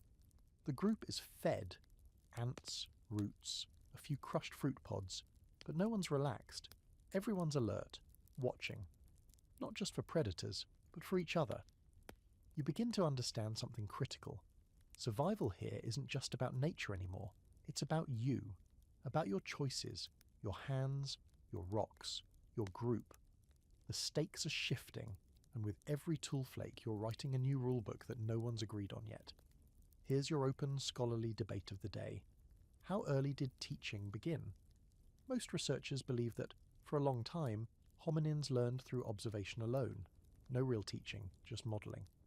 But there's growing evidence that at some point knowledge transfer became intentional, deliberate, structured. You might be at the beginning of that slope now. You didn't explain the flake to the young female, but you handed her the stone. That's a start. By dusk, the troop has circled into a grove near the river again. You climb your tree, settle into a crook that feels like it was made for you, and tuck your flake between two branches where it won't fall. Yes, you're keeping it. You've reached a new milestone. Tool attachment. That's right. You have a favourite rock now. You and every future human who names their Swiss Army knife or keeps the good scissors hidden in the drawer are officially in the same emotional lane. The night air is warm, thick with the buzz of insects and the occasional low call of some nocturnal bird you've never seen. You watch stars emerge, blinking lazily into view like they have nowhere else to be. You breathe in slowly, there's still danger, still hunger, still tomorrow, but you've changed the world, just a little. Not with fire, not with language, but with a chipped rock, held in a stubborn hand. The night is muggy, still and darker than usual, like the stars have all taken a sick day. You wake before the sun again, blinking through the shadows, your body soaked in dew and ache. Your first instinct is to reach for the flake you stashed between the branches, and it's still there, nestled in its hiding spot like a sleeping animal. You press your palm around it and feel that quiet thrill again. Not joy, not exactly, but a low hum of ownership, of readiness. You don't know why you care, you just do. You climb down carefully. The bark is slick. One of the juveniles has already slipped and is sitting in the dirt with a bruised ego and a mouthful of grass. You grunt softly in amusement. He doesn't. The air is heavy today, the kind of heat that arrives early and settles in like a squatter. The group moves slower, breathing harder, skin damp before anyone takes more than 20 steps. The river nearby has shrunk to a series of puddles strung together by a dying current. The mud is thicker, smellier, but it's water, and in this place, water always wins. You crouch by the edge and drink, ignoring the algae film and the scent of something probably decomposing nearby. It's warm, vaguely metallic, still better than nothing. The others drink too, cautiously. A few scan the bank for movement, crocodiles mostly, or the occasional ambitious cat. You take nothing for granted, and today, hunger shows up early. You can feel it. Not just your own belly, which has been empty more days than not, but the group's general twitchiness. Less play, more searching. You all fan out along the bank, eyes low, shoulders hunched, fingers brushing over leaves, roots, scat, and anything that might hint at food. A small lizard skitters past your foot, and one of the younger females lunges, misses, then huffs in frustration. You spot something too. A half-buried tuber poking through the soil. You dig it up with your flake, scraping the dirt away faster than you could with your bare hands. It comes free with a satisfying pop. Dry. Fibrous. Kind of like chewing on a twig dipped in sand. But it helps. You eat in silence, perched on a sun-baked rock staring at the shrivelling river. There's a stillness around the group today, one that goes beyond tired. It's more like waiting. Waiting for rain, for game, for luck, for something to shift. Let's talk about fire. You don't have it. Not yet. No sparks, no glowing coals, no glorious Promethean moment. Just the memory of scorched earth from a lightning strike a few days back, and the lingering scent that's burned itself into your brain like a whisper of something better. You think about it often, without knowing you're thinking. You remember the charred carcasses, the warmth rising from the ground, the blackened bark, the bones baked clean and ready. You don't want fire exactly. You don't know it exists as a possibility, but your brain is stretching toward it, little by little, nudged by curiosity. Here's the historical nugget of the day. Most estimates put the controlled use of fire at around 1 to 1.5 million years ago, possibly by Homo erectus. But there's some fringe evidence, burned bones, scorched sediments, that suggest hominins may have been interacting with fire long before they knew how to harness it, watching it, chasing it, maybe even stealing it. You're in that prelude now, observing, cataloguing, wanting, without knowing what you want. As the day wears on, you retreat into a wooded patch near the river. There's more shade here, more cover. The ground is layered in fallen leaves and soft dust. You flop down under a tree that smells faintly of sap and rot. Your flake is still in your hand. You turn it slowly, admire the edge again, and feel the urge to use it. Not for food this time, just use it. You grab a stick, dried, brittle, and begin to scrape it. Not for a reason, just to do it. The bark peels away in strips. The edge of the flake digs in faster than your nails ever could. Soon you've stripped the stick to its pale, smooth core. It doesn't do anything. It doesn't solve anything. But you made it. You altered the world again. On purpose. The young male from yesterday crouches beside you and copies the motion. His flake isn't as sharp, and he's a little too enthusiastic, but the bark comes off. You grunt approval. He grins. The others start noticing. One by one, a half dozen of you sit under this tree, scraping sticks, passing flakes, breaking bark. It's not a ritual, not a game, it's just a thing, but it's new, and that makes it important. This is where innovation hides, in the small, pointless actions that become habits. habits that become culture. Scraping sticks today doesn't mean anything, but in a few 100,000 years those same motions will be part of tool crafting, fire starting, even art. You're not thinking of the future, but you're building it anyway. Then from behind the tree line, a rustle. You freeze. The group does too. Instinct kicks in, the kind that doesn't require a plan. You drop your stick, clutch your flake, and scan the shadows. A shape emerges, not a predator, another troop. This isn't rare anymore. You've seen them before, sometimes from afar, sometimes closer. But this time, something's different. They're watching you, not with fear, with interest. One of them, tall, thin, fur sparse around the face, takes a few steps closer. His hands are empty. His eyes lock with yours. You don't move. He sees the flake. You lift it slightly, not as a threat, just to show it. He tilts his head. There's a long silence, and then they turn, walk away. No fight, no chase. Just an exchange of glances. You exhale, and when you look back at your group, they're watching you. Not the stranger, you, because you held the thing that mattered, and they noticed. Now here's your scholarly debate of the day. When did social status start attaching itself to innovation? It's hard to say, but what's clear is that groups began to pay attention to the individuals who could do more, craft, solve, adapt. Maybe you're not a leader, but you're being watched, and influence is beginning to evolve. By sunset, the air has cooled a little. You settle back into your tree, arms scratched, stomach still half empty, brain whirring with everything that didn't quite make sense today. You've held a tool, shared it, used it, showed it. You tuck your flake into a crevice in the bark, careful as always. You lean your head back and stare into the darkening sky. Still no fire, still no control over the night. But there's a light in your mind now, and it's starting to catch.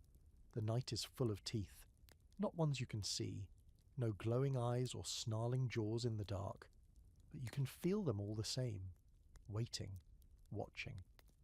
The forest beyond your tree hums with tension, and your instincts keep your muscles taut even as your eyelids flutter. You don't sleep so much as hover, suspended between waking and whatever primitive dream your mind dares to produce.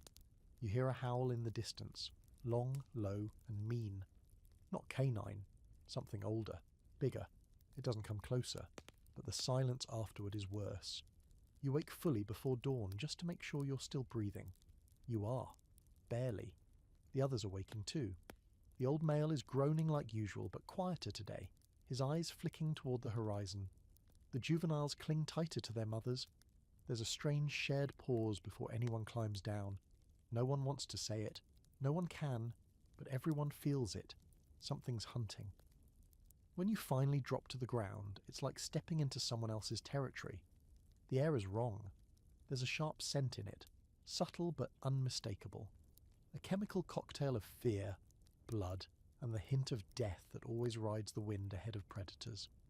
You've smelled it before. You hope you won't have to again. You start moving fast. No morning routine, no foraging, just forward, away. The group stays tight today, tighter than usual, a shifting knot of bodies and eyes and occasional nervous grunts. The ground is soft with recent rain. Good for footprints, bad for silence. Your feet squish with every step, each sound too loud like a beacon. You crest a hill and pause. Below you is the plain, wide, flat, and more exposed than you'd like. But you have no choice. The forest behind you is dangerous, and ahead is at least visible. And in this moment, visibility is survival. Halfway down the slope you see it. Not the predator, the aftermath. A carcass, not fresh, maybe 2 days dead.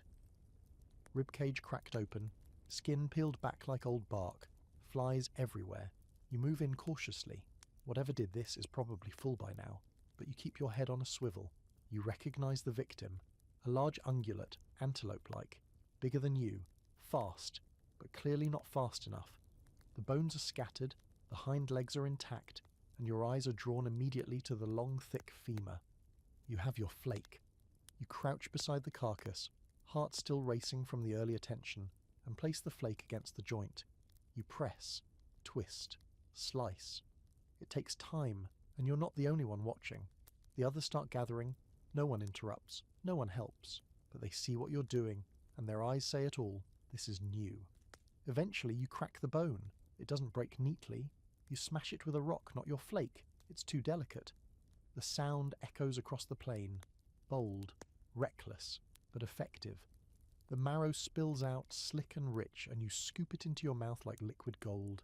This is survival fuel. Dense, fatty, calorie-heavy. You didn't kill this animal, but you're still winning. Others follow your lead. One member grabs a smaller bone and tries to snap it open. The old male attempts to scrape meat from a rib, awkwardly holding a flake between thick fingers. Even the juveniles are circling now, grabbing bits of cartilage and fur and chewing with unearned confidence. This isn't hunting, not yet, but it's a new kind of scavenging, intentional, calculated. And here's your historical fact. This behavior, exploiting the remains of predator kills, might be what allowed early hominins to gain the nutrition they needed for brain expansion. Long before spears and strategy, your ancestors were simply opportunistic geniuses. Let the lions do the hard part, then show up late with a rock and an appetite. The debate, of course, is whether this is intelligence or instinct. Were your kind truly planning, or just adapting? Scientists go back and forth on this, but what's becoming clear, especially today, is that even if you don't understand planning in the modern sense, your actions still hint at it. You're choosing, repeating, passing it on. That's enough, but now you hear something. Not a howl, a growl. Low, close, everything inside you seizes. You whip around, the group does too. Behind the tree line you just left, there's movement. A blur, a shadow, something heavy crashing through the brush, and then it appears. It's a cat. A big one. Not a leopard, not a lion. Bigger. You don't know the name Dinophilis, but you feel the gravity of its presence in your bones. Muscles coiled, teeth too long for its mouth, eyes locked on you, not curious, calculating. The group panics. Of course you do. There's no bravery here, only instinct. You scatter, but not completely. There's order in the chaos. Mothers grab juveniles. Others circle. Some climb. Some run. You don't run. You reach for your flake again. It's absurd. Laughable. This thing could kill you with a flick of its paw. But still, you hold it. And for a split second, you feel something rare. Defiance. The predator charges, but not at you. It aims for the slowest juvenile. And that's when something even stranger happens. Two of the younger males, barely older than children, scream. A sound you've never heard. Sharp, aggressive. Then they throw stones. One hits, one doesn't. But the big cat pauses, long enough for the juvenile to scramble away. And the cat? It turns, not in retreat, just in annoyance, and then walks off. It's not worth the trouble. You stand there, heart in your throat, breathing hard, still clutching your flake like it's going to save your life. It didn't. But maybe it helped. You regroup. The rest of the day is quiet, tense. Everyone's watching the shadows. No one plays. The older female tends to the scratched juvenile. The old male leans against a rock, breathing like every exhale is a confession. As dusk falls, you climb a different tree this time, taller, with thicker branches. You wedge yourself between the trunk and a limb, still holding your flake, even now. And that's when it hits you. You're not just surviving with tools now, you're surviving because of them. They haven't made you dominant, but they've made you dangerous enough to be annoying, enough to be unpredictable, enough to give predators pause. Tonight you watch the stars blink into existence above you, not with wonder, but with awareness. You're here, still alive, still evolving. And now, with a piece of stone and a growing brain, you're no longer just part of the food chain, you're rewriting it. You wake up mid-breath, the kind of jarring inhale that signals you've made it through the night without being plucked out of your tree by teeth or claws. A win. Your arms are wrapped around a branch sticky with dried sap, and your precious flake, your best one yet, is still tucked where you left it, wedged deep into the crook beside you. Your shoulders ache. Your back feels like it's been stomped by something heavy, and your right leg is half asleep, but you're alive. Again. And that's become its own kind of miracle. The others begin to stir. One of the juveniles coughs hard, a rattling wet sound that draws glances. No one moves to help, but everyone hears it. That sound means something, not just discomfort. It means risk, weakness, the kind of vulnerability that, out here, doesn't get sympathy. It gets noticed by predators. You shift your gaze and move on. There's nothing you can do about it. You climb down slowly, limbs stiff. Your foot slips once, but you catch yourself. Not graceful, but effective. The old male is already below you, sitting in the dirt and rubbing his knees like he's trying to remember what they're for. A few younger males are wandering in the nearby brush, heads down looking for breakfast. You join them. Food isn't optional. It's not just a goal, it's your job, your ritual, your compass. And this morning, you're behind schedule. Your stomach feels hollow, like it's turned on you. The others spread out, moving in half circles, pausing to sniff the base of trees, to peer under rocks, to dig around patches of dry shrubs. You do the same. You find a root, fibrous, gnarled, mostly useless. But you dig it out anyway. You chew. It's bitter, dry, and does nothing for your mood. Someone nearby cracks open a bug-infested log and starts licking up larvae. You try not to look jealous. As the day drags on, the heat becomes the second predator. The kind that doesn't chase you, just melts you. Sweat beads along your spine. Your mouth dries up. Every breath is hot. The air sticks to you like a film of old soup. You pause in the shade of a low tree, flop onto your side and rest your head against the cool dirt. That's when you notice your hand. It's swollen at the knuckles, not dramatically, just puffy. You flex your fingers and wince. Something must have bit you in the night, or maybe it's just the way your body's starting to rebel. And here's where reality creeps in like a snake through dry grass. There's no help coming, no healing centres, no medicine, no warm bowl of something soothing. If your injury worsens, that's it. Infection, game over. Snake bite, no second chance. Broken bone? Well, sometimes others help. If they like you, if they're strong enough, if they think you're worth saving. Here's today's historical fact. Fossilised remains of early hominins show signs of healed fractures. That means some individuals lived through serious injuries, and that means someone cared enough to stay, to share food, to protect. The earliest roots of compassion wrapped in dirt and bone, but care isn't guaranteed. You walk with a limp the rest of the morning, hiding it as best you can. You still have your flake, and that gives you some kind of psychological armour. Like if something bad happens, you might have options. You cling to that thought. Later you stumble upon a lucky break, literally. A bone. Not from a fresh kill. Just an old leg bone. Maybe from a gazelle. Still solid. No meat left, but the marrow might still be hiding inside. You sit down, grab a heavy rock and smash it. The first hit sends a crack through your arm. Not pain, just the impact rattling your joints. The second hit does it. The bone splits, and there it is. That gleam of fat-rich marrow. You scrape it out and lick your fingers clean. It tastes like everything you want. Greasy, warm, and nourishing in a way that fruit never is. A few others notice. One creeps close, nose twitching. You grunt low. It's a warning, soft but clear. Mine. The other backs off. You feel powerful. Not because you fought, but because you could have. That's new. Power here isn't about size. It's about access. About what you can find, what you can make, and what you can defend. Your flake gave you that bone. Your instinct told you to keep it. Somewhere in this raw, ancient world, the idea of mine is blooming. The day drags. The sun hangs in the sky like it's punishing everyone equally. You keep walking, occasionally stopping to forage, more often just stumbling forward on pure instinct. Then suddenly something feels off. A burning sensation crawls up your leg. You look down and see a series of raised bumps, red and inflamed. Probably from the bite, or sting, you got overnight. You scratch. It makes it worse. You limp faster now. There's no cure, no comfort, just hope that whatever's inside you doesn't want you dead too quickly. By the time the sun starts to dip, you're exhausted. You've barely eaten. Your leg is throbbing.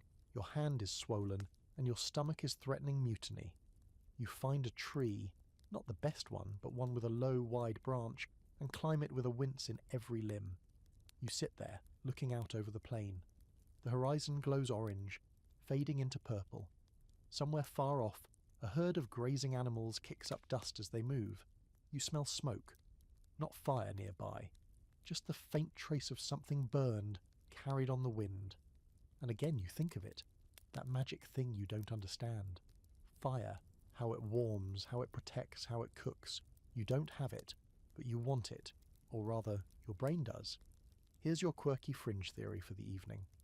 Some researchers believe our ancestors' relationship with fire started long before they could control it. That early hominins, Yes, maybe even you. Watched wildfires and lightning strikes and grew fascinated. Drawn to the warmth, scared of it, but pulled toward it. The way moths orbit light bulbs today. That was you and fire, a dance you didn't understand yet. You shift on the branch, uncomfortable. Your leg is worse now, hot, tender.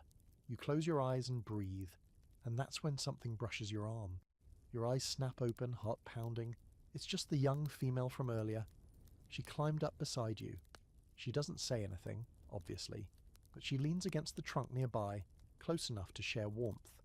Not because you're close, not because you asked, but because she noticed. And for the first time today, your breath settles. In this brutal world, kindness still finds space to bloom, even if it's just leaning quietly, waiting for the night together. You watch the last light fade, you hold your flake, you feel the fever in your leg rise, and still you survive. Because survival here is not a solo sport. It's a fragile, aching dance of chance, effort, pain, and proximity. And tonight, you're not dancing alone. By morning, your leg is fire. Not the warm, safe kind your brain's been aching for. No, this is a pulsing, inflamed, sharp-throbbing wildfire stitched into your muscle. You try to shift your weight and immediately regret it. The joint gives a warning twist that sends a jolt up your spine. You freeze, jaw tight. Not from pain. Pain is normal now. But from the creeping knowledge that this might not go away. You glance down from your branch. The others are already moving. The old male is groaning through his morning stretch. The juveniles are squabbling over some half-dry leaves, and a mother is prying ants off her child's back with slow, practiced patience. Normal. All of it. You cling to that normalcy for one more breath before easing your weight forward to climb down. You barely make it. Your leg buckles slightly when you land, and your flake, your faithful, sharp little miracle, slips from your hand. You drop to your knees to grab it. Not because it's urgent, but because something in you refuses to let it go. It's more than a tool now. It's a kind of tether, a proof, a reminder that you do things, you change things, you shuffle to catch up with the group. No one waits, no one offers to help. They don't ignore you exactly. They just continue. The ecosystem doesn't pause for your injury. The predators won't hunt slower. The roots won't dig themselves up. You move or you die. It's that simple. And you do move. With a limp? Yes. But still. The group travels along the edge of the lowland today, skirting the riverbank. The water is still low, more mud than drinkable stream. But there's promise in the air. Rain, maybe. A storm. The kind of thick humidity that coats your skin and carries the scent of something alive. Or maybe rotting. It's hard to tell the difference sometimes. You trail behind the others, focusing on your steps, planning each one. Every root is a threat. Every loose stone could be your end. You're doing math constantly now, but you don't know that. All you know is if your foot slips, you might not get back up. Around midday, the troop stops under a dense cluster of acacia trees. There are pods here, dry, brittle, but edible. You watch as one of the younger males cracks one open with a rock, gnaws at the pulp inside. You grab one yourself, but your hand cramps mid-motion. The swelling from yesterday has worsened. Your fingers don't bend the way they should. You chew anyway.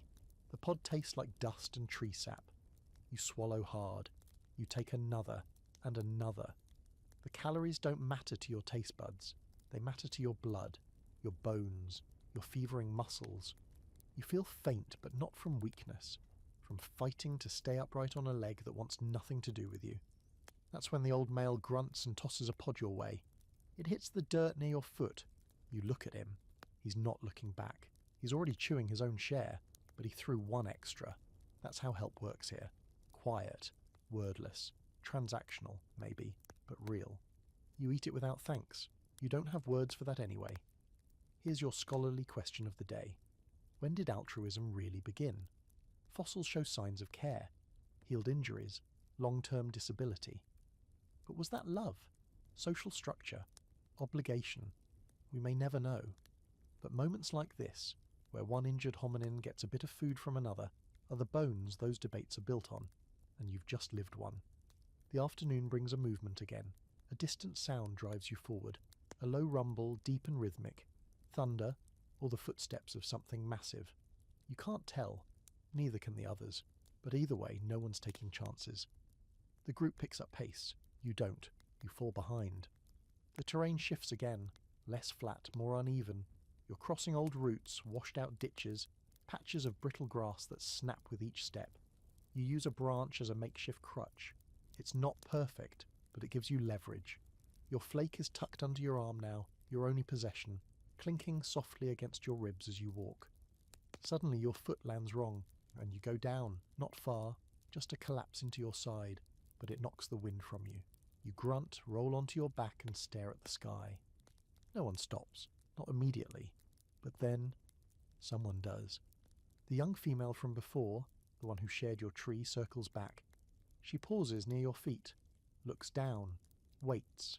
She doesn't lift you, she doesn't grunt or gesture, she just stays. That's enough. Together, slowly, you push back to your feet. Now here's your strange little historical fact. Studies in primates today, chimps, bonobos, show that companionship alone can increase the survival odds of sick or injured individuals. Not because they're being physically supported every second, but because the social bond gives them just enough protection, just enough reassurance to keep trying. Today, you are that study. You catch up, barely. The group reaches a low ridge by evening and settles in. The sky is thick with the promise of rain, but it doesn't fall. The air smells like wet stone and old leaves. You find a tree, not the tallest, not the best, but it has a low branch you can reach without pain. You climb with effort. Halfway up, your leg seizes.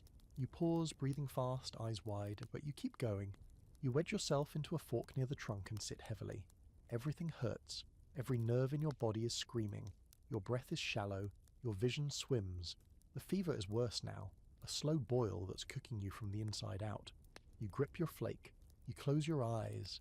And this time, you don't think about dying. You think about tomorrow. Because somehow, even now, that's the only direction your mind will go. Forward. One step, one breath, one broken limb at a time. Because you're not here to die. You're here to evolve. You're dreaming. Maybe. You're not sure if your eyes are closed or just refusing to function. There's no clear image, no faces, no voices, just a sense of floating in warm darkness, broken now and then by flashes of something. The heat of sun on your back, the sound of trickling water, the memory of marrow on your tongue. Somewhere a branch creaks, a bird chirps, your skin itches, and for a moment you forget what pain is. Then your leg shifts, and you remember everything. You wake with a jolt and immediately regret it. Your body's made of bruises. The fever hasn't gone anywhere. It's worse now, fogging your mind and weighing down your limbs like wet stone. You blink, and the tree branch beneath you swims in and out of focus. For a second, you think you're falling. You're not. But the dizziness makes you wish you could, just to be done with it. Morning light filters through the canopy. The sun's not fully up yet, but the world is already beginning its daily churn of movement, sound, and survival. You listen for the others. There's a low murmur of rustling leaves, soft grunts, a few heavy footsteps. The group is still nearby. You're still part of them. Barely. You brace yourself and begin the slow descent. Every move hurts. Your leg is stiff, swollen, red around the bite. It pulses like a drumbeat that keeps bad time. Your hands tremble. The bark scrapes your arms. You slip once, catch yourself just before you fall, and curse the universe in a silent language made entirely of teeth gritting and internal screaming. But you make it. When your feet touch the ground, they sting. Even the soles hurt now, tender from days of abuse and the constant strain of limping. You shuffle forward, looking for someone to follow, and find the young female again. She doesn't look at you, but she stays nearby. That's more than enough. Today the group is moving away from the river, northward, into higher ground, where the trees thin out and give way to rolling slopes and scattered rock formations. It's riskier here. Less water, fewer hiding spots.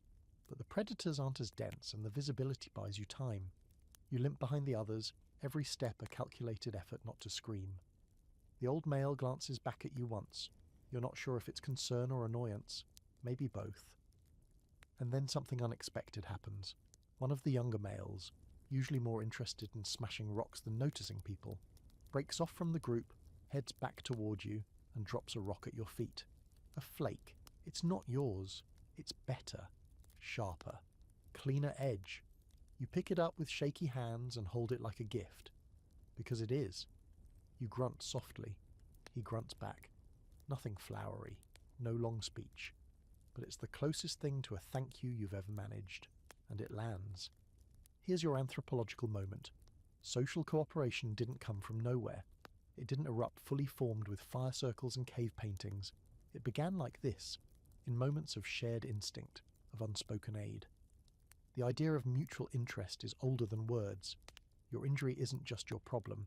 If you die, the group loses your knowledge, your presence, your pattern. So they help. A little. You keep moving. Later, under the shadow of a broad, flat rock, the group stops to forage. There's a cluster of low bushes here, thorny but rich with small, dark berries. You reach for one, taste it. Sweet, sour, with a hint of something almost spicy. They're good. Others join in, pulling handfuls, chewing, spitting out the seeds. The young female passes you a cluster. Not a flake this time, just food. Her eyes are tired. Yours probably look worse. You eat slowly, deliberately. You're learning something here, even if you don't have a word for it.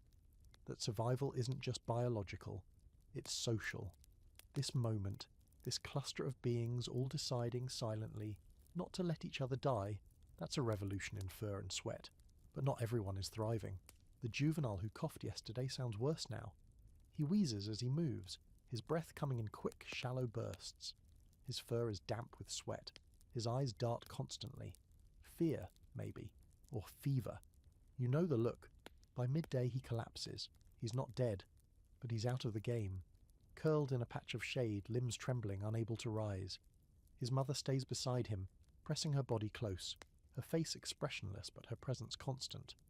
You recognize this, and so do the others. The troop circles briefly, then slowly begins to drift forward again. Not fast, not rude, but resigned. This is how it works. If you can't move, you can't survive. The mother doesn't follow, she stays. And here comes today's scholarly debate. When did grief begin? Not just loss, but the refusal to let go. Fossil records hint at the long carrying of dead infants, of signs that bodies were kept long after life ended. Some argue this is mourning, others think it's confusion or denial. But watching the mother crouch beside her dying child, refusing to rejoin the group, it's hard not to see something deeper. You keep moving, slowly. The terrain rises, and with it comes a breeze. Not strong, but enough to cut through the thick, wet heat you've been marinating in for days. You breathe it in like it's medicine. Maybe it is. By late afternoon, the group finds a series of shallow caves carved into a ridge. They're not deep, not real shelter, but they offer shadow and a sense of enclosure that makes your brain calm down a little. You ease into the back of one and sit, legs splayed, breathing like you've just outrun a predator. Your fever spikes again. Everything swims. You lean back, press your spine to the rock wall and close your eyes. You think about the dying juvenile, about the flake in your hand, about the female sitting a few feet away, chewing bark strips, keeping half an eye on you like she's waiting for you to stop breathing. But you don't. Not yet. You make it to nightfall. You even eat. A few berries, a sliver of root, a beetle someone tossed your way like it was a delicacy. You chew slowly, quietly. Above you stars appear. The sky's clearer here, less smoke, less moisture. The kind of blackness that makes the stars look aggressive. Infinite. You wonder what they are. You don't have the brain size yet to ask that out loud, or even form it into something like a question. But still, the spark is there. That flicker of why that sits just under the surface, refusing to go away. You survive another day, and somehow, in the middle of all this hunger, pain, and quiet companionship, something new is happening. You're feeling things, not just reacting, but noticing the space between moments. And that's where humanity begins. The next morning starts before it's ready. You come out of a half dream where you are running, or maybe floating or falling, it's hard to tell. And the moment you blink into the waking world, the reality of your body hits you like a club to the chest. The fever hasn't left. It's dug in now, planted roots, making your head foggy and your limbs feel like they've been packed with wet clay. Your leg is stiff, hot to the touch. You touch it anyway, fingers trembling over the angry red swelling, and then immediately regret that curiosity. Outside the shallow cave, the world is already in motion. The troop is stirring, murmuring in the only ways they can. Small rustles, short grunts. A few shoves and snorts among the younger males who never seem to tire of pretending they're not also constantly underfed. You push yourself upright with a sound that would be a curse if you had the concept. But here, it's just pain doing its best impersonation of language.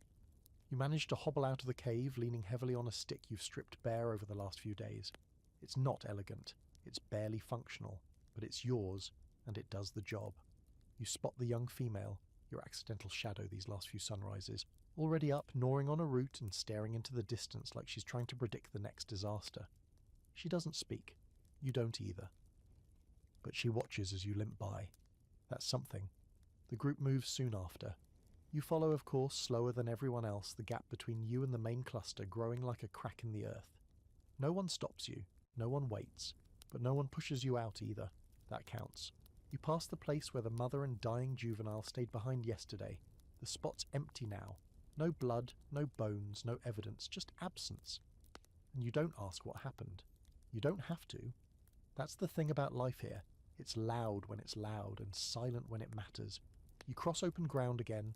The slope flattens into hard-packed soil, speckled with patches of short grass and sharp pebbles that bite at your feet. The wind picks up, tugging at your fur, and you smell something new on it. Not danger, not water. Ash. You stop walking, it's faint, but it's there. That scorched earth scent, familiar now, like a memory from someone else's life. Your pulse quickens. The others smell it too. You see a few heads raise. Some look uneasy. One juvenile grabs his mother's leg and won't let go. Everyone remembers what fire did last time, how the earth stayed warm for days, how the meat cooked itself. The group veers east, not toward the source, but near it. Curiosity is stronger than fear now. That's new. That's dangerous. You hobble after them, every step whispering threats through your bad leg. But the pain's become an old friend by now. You know its language. You just nod back and keep walking. After an hour you see it. Charred earth ahead. A field of low scrubland burned down to blackened stalks and curling smoke. It must have caught during a storm. Lightning, probably. The flames are gone now, but the aftermath lingers. The air is thick with soot. Ash sticks to your legs. Every breath is a slow drag through a dirty cloth, but no one turns around. You press into the edge of the burn site, eyes scanning for what you know could be waiting. Bones, food, warmth, maybe even shelter, if you can stand the stink. You're not disappointed. A large animal lies in the middle of the field, half covered in ash, its fur singed, its eyes gone. A juvenile wildebeest or something like it. Dead, cooked by the fire. You freeze. Others do too. Then, like a signal passed through posture instead of speech, one of the males approaches. Carefully, slowly. He pokes the carcass with a rock. No movement. Still warm, still solid. He grunts. Another follows. Then another. You limp closer, heart pounding. They begin pulling at the meat. Tentatively at first, then faster. The skin peels more easily than it ever has before. The flesh beneath is soft, different. The smell is strange, yes, but the taste. You tear off a small piece charred at the edge and chew. It melts, warm, tender, smoky. Nothing like raw sinew or half-rotten leftovers. This meat falls apart in your mouth. You swallow, your eyes widen, you take another. And just like that, the world changes again. Because this is the first time food hasn't fought back. No chase, no climb, no clawing or cutting. It's just there, generous and hot and ready, cooked. Here's your historical moment. There's growing evidence that fire-altered meat may have been scavenged long before fire was mastered.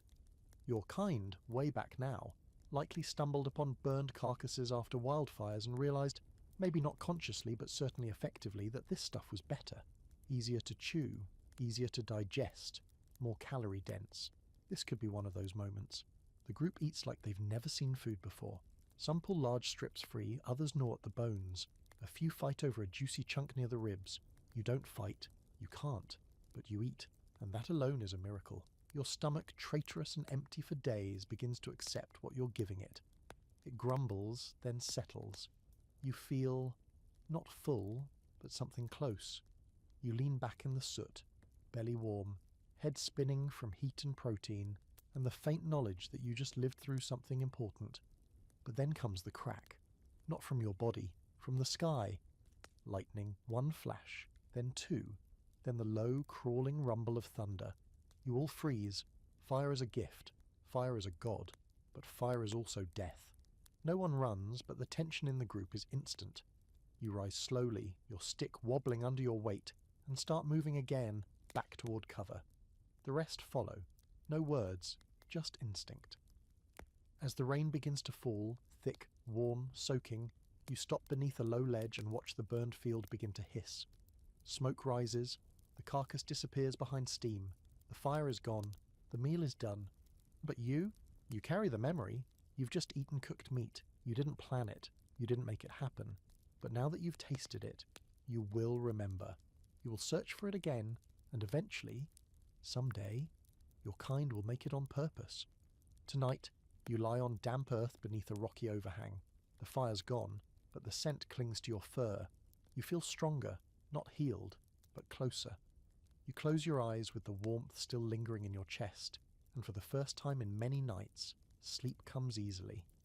Fire hasn't saved you, but it's shown you what's possible, and that's how revolutions start. You wake to silence, and not the comforting early morning quiet where birds chirp and bugs rustle, and someone inevitably falls out of a tree. This is the heavy kind, still, wet, unsettling. The kind of quiet that makes you check the sky, the ground, the shadows. A hush that says something is watching, or worse, something already came. You sit up slowly, joints crackling like brittle twigs. The fever's dulled, not gone. A low simmer instead of a boil. The swelling in your leg hasn't spread, but it hasn't improved either. Still, you can move, and moving is everything. You clutch your walking stick, your warped, barkless, slightly curved crutch, and push yourself upright, leaning hard on it. Around you, the group is already beginning to gather again. A few are still shaking water off their fur from the night's rain.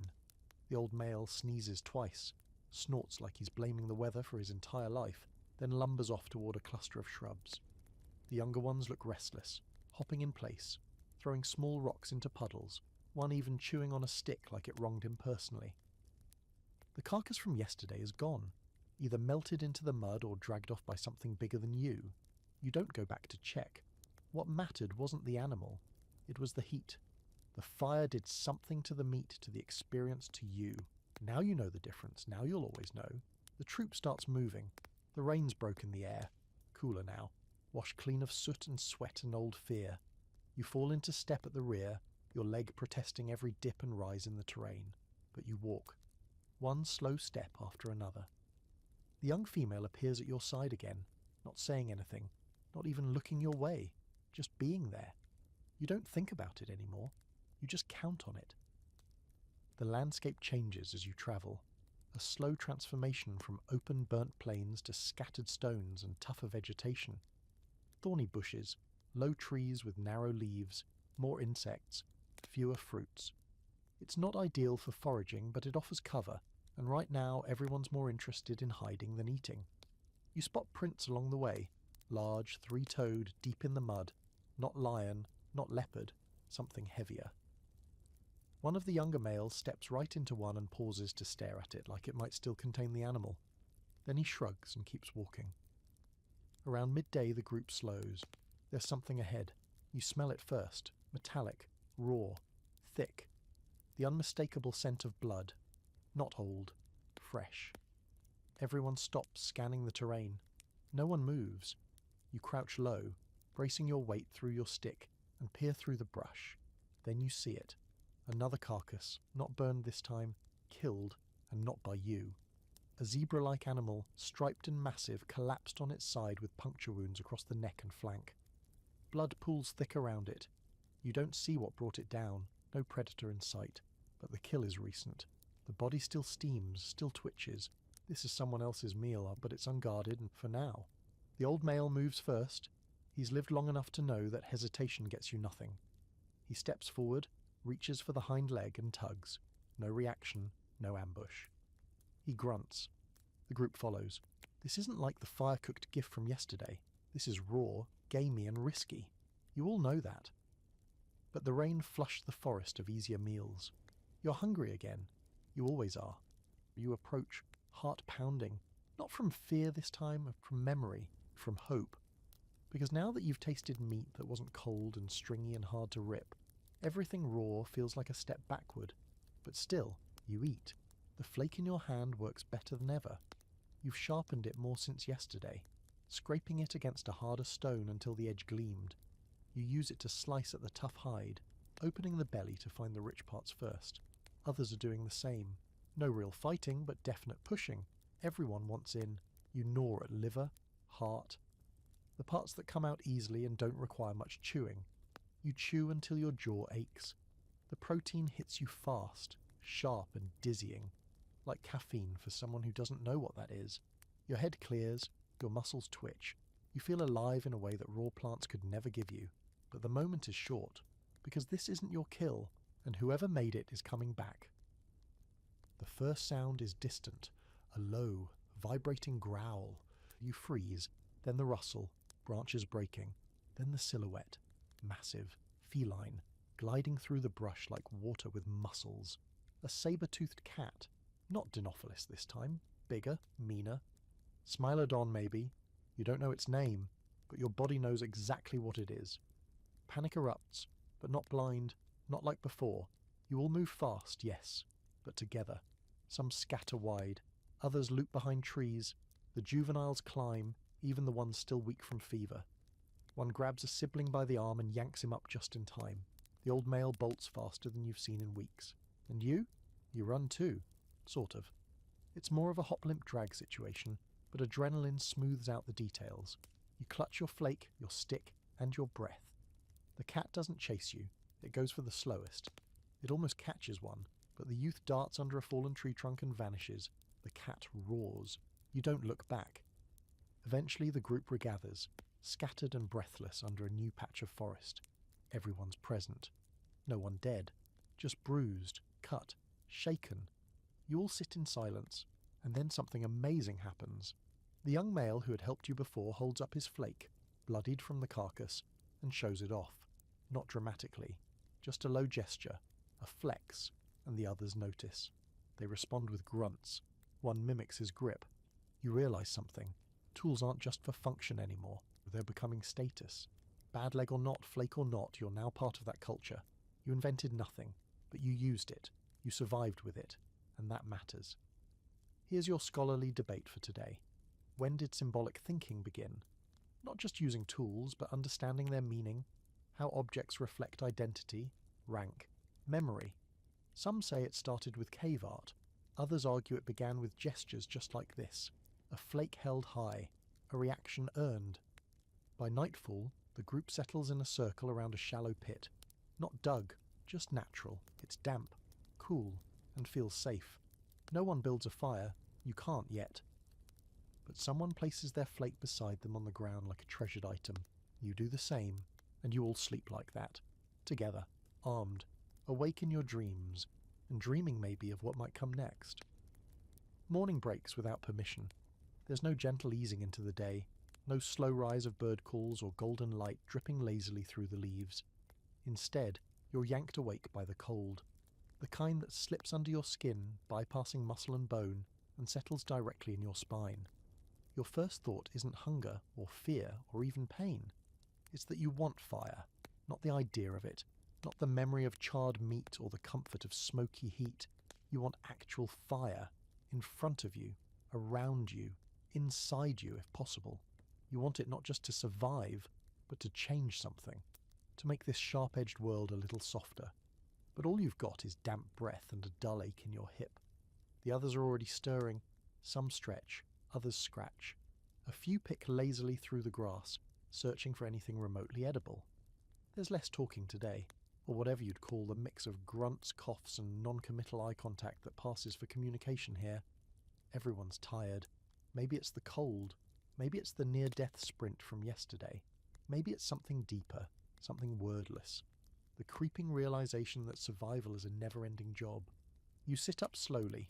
Your leg, still swollen, gives a pathetic little throb, like it wants attention it hasn't earned. You ignore it. Pain's part of the routine now, like foraging and almost dying. You grab your flake. It's still here, still intact, sharp enough to open bark and skin alike. There's a streak of dried blood along its edge, from the carcass, not yours, and for some reason you don't wipe it off. It feels honest, like a badge, or a story you're still living through. You notice something else today too. The young female, the one who silently orbited you for the last stretch of days, isn't near, not asleep, not eating. You scan the trees, then the brush, then your heartbeat changes tempo. You feel the cold from earlier crawl deeper. She's gone. You rise, not fast but deliberate, and limp out from under the ledge. A few others glance up. You grunt once, a soft question no one answers. You take 10 steps, then 20, and there she is, down in a shallow dip by a fallen tree. Not dead, not hurt, just sitting, alone, staring at something in her hands. You move closer, slow and cautious, and see it. A stick. Long, straight, stripped of bark, with one end darkened, blackened. Not burned, charred. Your breath catches. She's holding a piece of fire's memory. You sit beside her. Not close enough to intrude, just near enough to be part of it. She doesn't look at you, but she shifts slightly. Acknowledgement, or invitation. You lean forward and take the stick when she offers it, and now it's in your hands. Warm from her grip, cold from the night. You smell it. The scent of smoke is still clinging. The blackened end flakes softly, crumbling to charcoal dust. And then something strange happens. You drag the black end across a flat stone beside you, and it leaves a mark. A line, dark, clear, soft at the edges. You stare, then you do it again. Another line. The female tilts her head. You hand her the stick. She copies you. Soon the stone has 3, then 5, then 9 dark strokes on its surface. They mean nothing. They mean everything. Here's your fringe fact for today. Before cave paintings, before etchings of animals and handprints in ochre, there were scratchings, char marks, burnt symbols, abstract doodles in soot that had no clear purpose, except that someone chose to make them, and you might be watching that moment happen now.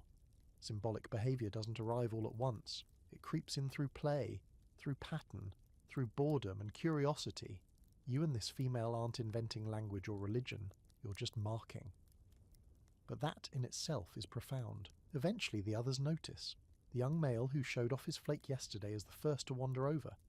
He squats, eyes scanning the marks, then adds one of his own. A jagged smear that looks like nothing, but makes him grunt in satisfaction.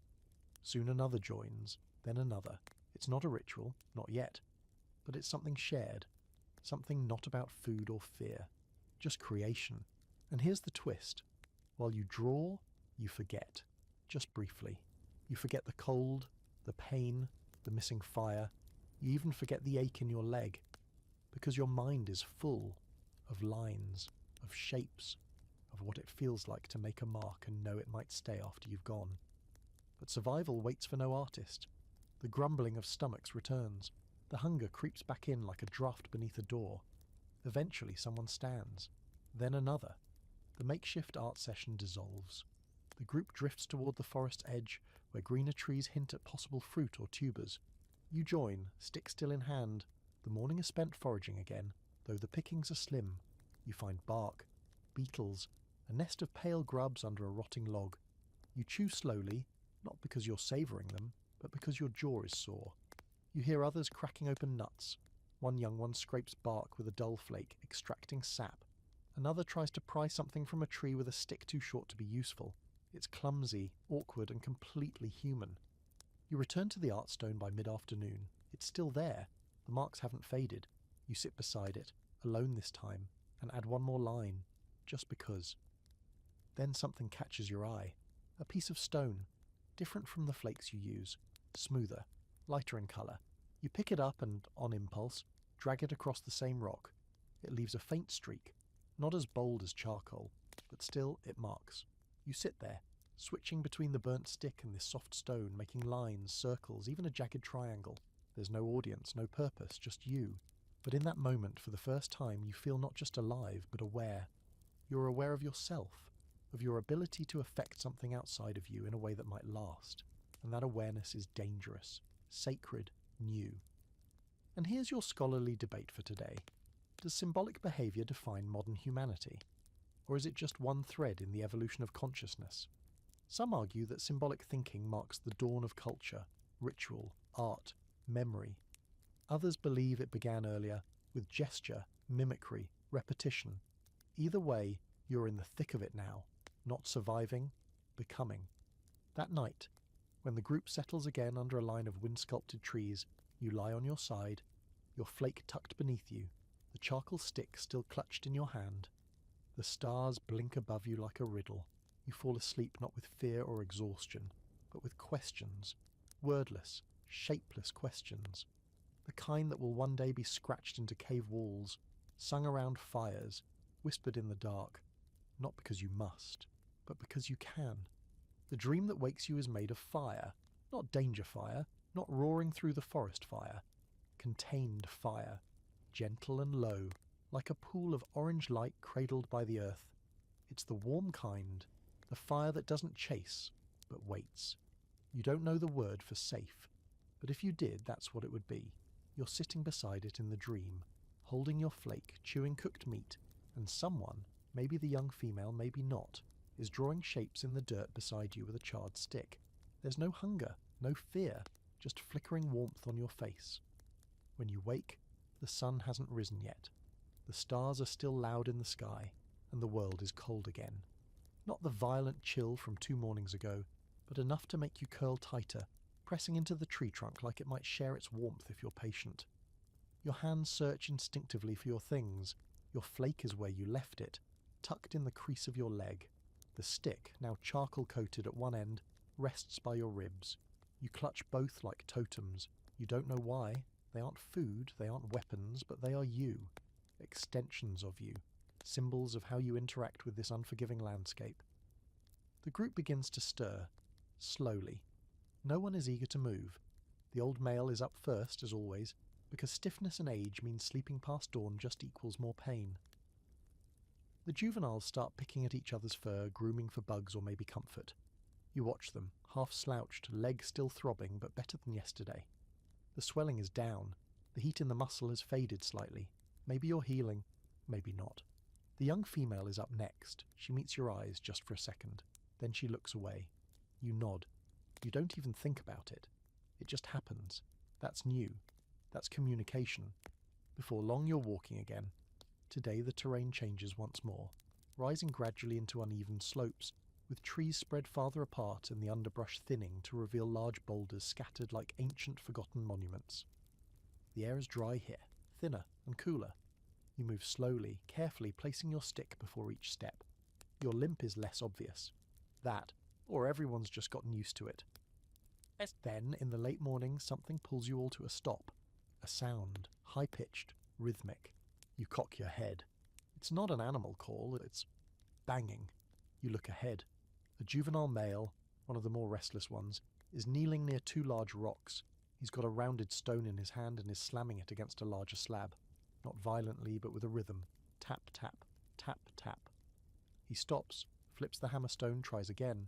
Chips fly off the larger rock, tiny flakes landing in the dirt around him. You approach slowly. He doesn't look up. He's focused, chewing on the inside of his cheek, watching the rock like it's a puzzle he doesn't quite know how to solve. He hits it again, tap, tap, and this time the rock changes. A piece shears off, long and sharp, a perfect flake. He picks it up, stares at it. Then he does something unthinkable. He hands it to you, just like that. No grunt, no contest, no hesitation. A gift. You take it. It's smooth, freshly chipped, razor-edged. Better than the one you've been carrying. You glance back at him. He shrugs, picks up another stone, goes back to work. You don't say anything. You can't. But something big just happened. Here's your historical fact for the day. Toolmaking evolved from casual flaking to deliberate crafting over hundreds of thousands of years. The older one tools were first simple, blunt. But eventually came the Herculean hand axes, symmetrical, planned, elegant even. What you're witnessing now is the beginning of that mental shift, from breaking rocks to sculpting them. And here's your weird side note. Some researchers believe that music and toolmaking share neural pathways. The rhythm, the repetition, the focused coordination. That tap-tap sound might be the first song your species ever made. You keep the new flake, but you don't toss the old one. That's yours. It's marked by time and struggle and meat and fear. You carry both now, one in each hand. Tools, symbols, memory. The group travels farther into the rocky stretch, eventually finding a ledge that overlooks a dry basin. Below, the landscape dips into low, hard, cracked earth, with tufts of brittle grass and thorny brush scattered like the last efforts of a dying world. You sit near the edge and eat a cluster of berries found along the way. They're tart, almost vinegary, but they fill the space in your belly that's been empty since the zebra carcass. That's when a distant rumble stops you mid-chew. Thunder? Number. It's a stampede. The sound builds slowly, like the air is being torn apart. You rise, limping toward the edge of the ridge with the others. Dust is rising in the distance. Something massive is moving, fast and in numbers. Then you see them. A herd of grazing animals, long-necked and thick-bodied, charging across the basin. Dozens, maybe more. Something's chasing them. Not a cat, not today, and it's something else. You never see the predator, but the panic in the herd tells you enough. They crash through the basin like a living tide, kicking up dirt, bellowing as they go, and then one falls. You see it go down, legs folding underneath, body tumbling into a heap. You feel it in your chest like thunder. Opportunity. By the time the group makes it down into the basin, the fallen animal isn't alone. 2 others collapsed in the stampede, trampled or simply exhausted. Still alive, still moving. Some hesitate, others don't. The young male with the hammerstone runs ahead, new flake in hand. You follow, slower, painfully. This is no scavenging, this is finishing the kill. You watch as the young male climbs atop the downed creature and slashes its throat. Not deep, not expertly, but with intention. The blood sprays, the animal jerks, then it's still. The others swarm, it's messy, loud, desperate. And it's the first time you're eating from something your kind took down directly. And here's your scholarly debate. When did active hunting begin? Not opportunistic scavenging, not waiting for predators to finish, but deliberate group-based hunting. The transition is blurry, but this could be one of the first acts of proto-hunting, a moment where a weak animal, caught in chaos, is finished by the hands of its evolutionary successor. You don't care about the timeline right now. You're too busy carving into flesh, your old flake doing the work it was always meant for. You eat until your stomach stretches, until your hands are slick and shaking, until your breath comes in short, messy gasps. Later, back on the ridge, the group rests. The bones are picked clean, the dust is settling, and you sit there, 2 flakes beside you, blood under your nails, and the knowledge that today was different. You didn't just eat, you acted. And somewhere in that chaos, between rhythm, mark-making, and the spark of intention, you took 1 step closer to becoming human. You wake up with the sun already nudging the horizon, the sky bleeding soft orange into the edges of the world. Your breath fogs slightly as you exhale, and your first thought is strangely clear. Not pain, not hunger, but continuity. You're still here. Your heart is still drumming along, your limbs still ache in familiar places, and the flake you tucked under your side last night hasn't wandered off or been stolen by some over-curious juvenile. You stretch gently, cautiously, testing the limits of your body before committing to the vertical world again. The group around you is scattered in small clusters, some grooming, some already preparing to move. The old male is groaning his way into another day, his face as expressive as ever, equal parts annoyed at being alive and begrudgingly willing to keep doing it. You catch the eye of the young male who gave you the crafted flake yesterday. He gives a half lift of his chin, barely a nod, but it's something. You return it. The bond is there now, thin as a strand of spider silk, but real. As you rise, your leg twinges, but it holds. The swelling has finally gone down enough that you can place your full weight on it again, more or less. You don't need the walking stick as much, though you keep it. Part habit, part insurance. You're not stupid. The group begins to move. No big signal, no chief giving a command. It's just one of those slow organic shifts that seems to sweep through the group like wind through grass. First 1, then 2, then all. You fall into step in the middle, not lagging anymore, not leading either, just with them. You travel uphill, the terrain growing rocky, uneven. It's harder walking, but safer in some ways. Fewer predators like these exposed ridges, and the visibility helps. Everyone can see everyone else. You can also see the sky, stretching wide and endless above you, and you realise with a soft, unexpected ache that you've started looking upward more often lately. Not just to watch for danger, but because there's something there, something worth noticing. Around midday, something unusual happens. A figure appears ahead on the slope, alone. Not one of yours. It's another hominin. Not quite like you. Taller, maybe. Narrower face. A different gait. More upright. More efficient. His group is behind him, just barely visible through the heat shimmer. They're watching too. Still, unmoving. You and your group freeze. Everyone stands like stone, breaths held, instincts poised on a knife's edge. The old male makes a low, uncertain grunt. The juveniles cluster toward the centre. The young female steps slightly ahead of you, her body tense, her eyes narrowed. This moment is not unfamiliar. It's them again. Other hominins, similar enough to stir something strange in your brain, but different enough to trigger every warning bell in your system. You've seen these strangers before, once near water, once near a kill site. Both times ended without blood, but also without welcome. Now here they are again, watching, and you're watching back. Here's your historical fact.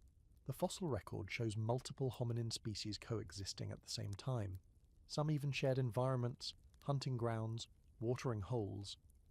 But there's little evidence of interaction, peaceful or violent. Some scientists think there may have been brief interbreeding. Others suggest the competition was silent, territorial, like this. The stranger raises his arm, not aggressively, just an open hand, a signal. You freeze, then glance at the others. No one moves. Your heartbeat is trying to break through your ribs.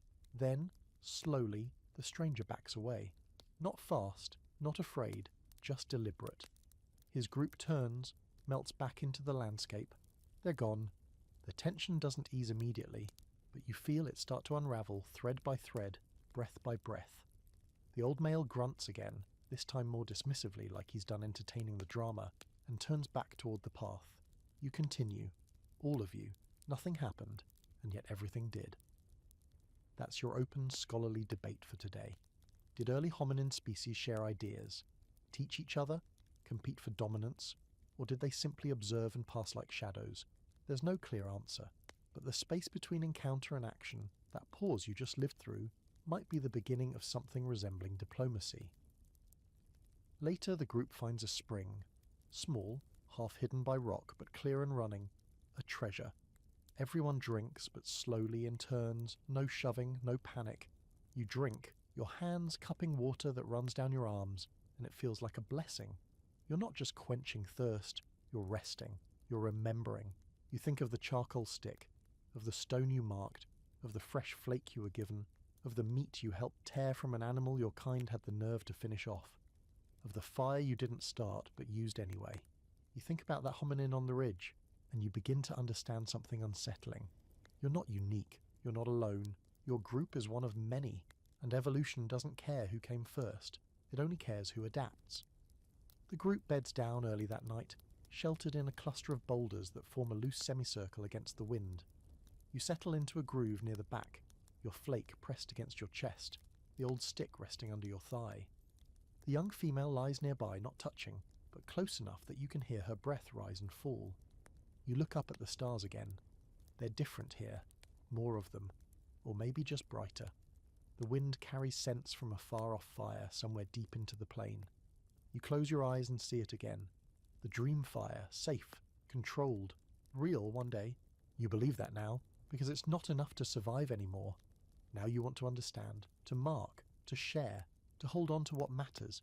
That stick of charcoal, it's not a toy, it's the beginning of memory, and you're part of it. The morning sun cuts through a veil of mist as you stir beneath the boulders, blinking into the soft light that creeps across your skin like the touch of something ancient and patient. You feel different, not better. Your leg still reminds you it's not ready for heroics, but different in a way that has nothing to do with the body and everything to do with what's shifting inside your skull. That part of you that's been stretching, testing like a limb newly awakened. Today, something feels inevitable. The group is slow to rise. It's been a long stretch of days. Hunger, fire, fear, movement, cold, strangers. Your kind is tired. You see it in the sluggish motions, the dull eyes, the way everyone moves as though they're walking through water. But even in exhaustion, there's a new undercurrent to the group: cohesion. Not just because of proximity or shared danger, but something that's been building. The flake exchanges, the charcoal drawings, the silent rhythms of cooperation and observation. You're not just reacting to the world anymore, you're starting to shape it. You push yourself upright, wincing but stable, and glance toward the young male who's made himself the troop's unofficial toolsmith. He's already hammering a new flake into existence, the familiar tap-tap sound echoing off the rocks. The sound used to mean nothing. Now it's music, or language, or both. You reach into your pouch of bark and leaf, the one you fashioned crudely over the past week to carry what matters. Your flake, your old one, your better one, the charcoal stick. A smooth pale stone you picked up 2 days ago because it felt special. It still does. You don't know why. You take out the charcoal, and you begin to mark again. Not a rock this time, a piece of bark. Thinner, lighter, easier to move. You drag the stick across the surface slowly, watching the black lines appear. One line, then two. A jagged curve. A dot. It's nothing. It's everything. The young female sits beside you. She doesn't ask. She doesn't need to. She just hands you another piece of bark. You pass her the stick. Now she's marking too. And the two of you are drawing something into existence that no one else can see yet. Meaning. A few of the juveniles gather to watch. One tries to snatch the charcoal. You grunt, low and firm. He flinches back, then waits his turn. That's progress. You tear off another piece of bark and press the old flake into it, leaving a faint cut. A shape, not useful, but intentional. It doesn't feed you, it doesn't scare predators. But somehow, your chest swells a little seeing it. This is not instinct anymore, this is memory being invented. Here's your historical fact of the day. Evidence of early symbolic thinking goes back nearly 100,000 years. Shell beads, geometric etchings, the first signs of this represents that. But what you're doing now, it could be the seed. The moment before the first necklace, the moment before the first wall painting, before you carved animals into cave ceilings and made stories out of smoke and gesture. But don't get ahead of yourself. There's still the business of survival. Today the group finds a stream, clear, running fast, too narrow for bathing but perfect for drinking. The air smells cleaner here, full of wet stone and moss. You crouch and drink until your stomach sways, then splash your face. The fever is gone. Your leg aches, but no longer burns. The scab where the bite had once throbbed is dry, cracked and ugly, but closed. You survived it, again. Nearby, the old male sits on a rock, chewing slowly on a piece of root he hasn't even tried to soften first. His eyes track you as you move. You nod. He doesn't respond. But the look in his eyes, that's acknowledgement. You're not just another body in the group now. You're part of something larger. Later, a juvenile spots a snake, a big one. Green, coiled, eyes wide and unblinking. It doesn't strike, just watches from beneath a fallen log. But the group reacts. The young male with the flake, your flake brother, your kin in stone, lifts his newest tool and hurls it. It misses. The snake slithers away, but the group cheers, or at least something close to it. Loud grunts, excited foot stomps. A weird chirping call from one of the younger females that no one really understands, but always seems to pop out when something good almost happens. And here comes your quirky fact for the day. Early hominins may have mimicked danger before mastering it, gesturing about a snake, repeating the noise of it, retelling the moment with movement and sound. The roots of storytelling, possibly. Performance as survival training, definitely. Back at the shelter site, as dusk falls and the sky burns pink and purple, the group settles again. But this time, there's a feeling of stillness that's not just about fatigue. It feels like arrival. You all made it through the long stretch of burned plains and rising hills and encounters with death in tooth and shadow. You've tasted cooked meat. You've traded tools. You've shared symbols that don't mean anything yet, but soon might. You sit beside the young female again. She hands you the charcoal stick wordlessly, and for the first time you try something else. You make a mark, then point at the sky. A star. She looks up and she doesn't get it. Not really, but she tries. And that moment of effort, that stretch toward mutual understanding, is as real and raw as anything else you've done this entire time. Here's your final scholarly debate. What defines humanity? Is it tools, fire, hunting, or is it this? The act of looking at a mark and wondering what it means. You lie down as the stars begin to blink, and for the first time in your short, brutal, astonishing life, you feel something beyond survival. You feel presence, and just before you drift off, you wonder, wordlessly, vaguely, if the sky has a memory, if the stars can see you, if these scratches on bark will last, if someone, someday, will find them and understand that they were not made by accident. You wonder if you matter, and even though you don't know the answer, the question itself means that maybe you already do. And so, with the bark pressed gently against your chest and the stars still whispering their unknowable secrets above you, the night swells around your group like a tide of silence and breath.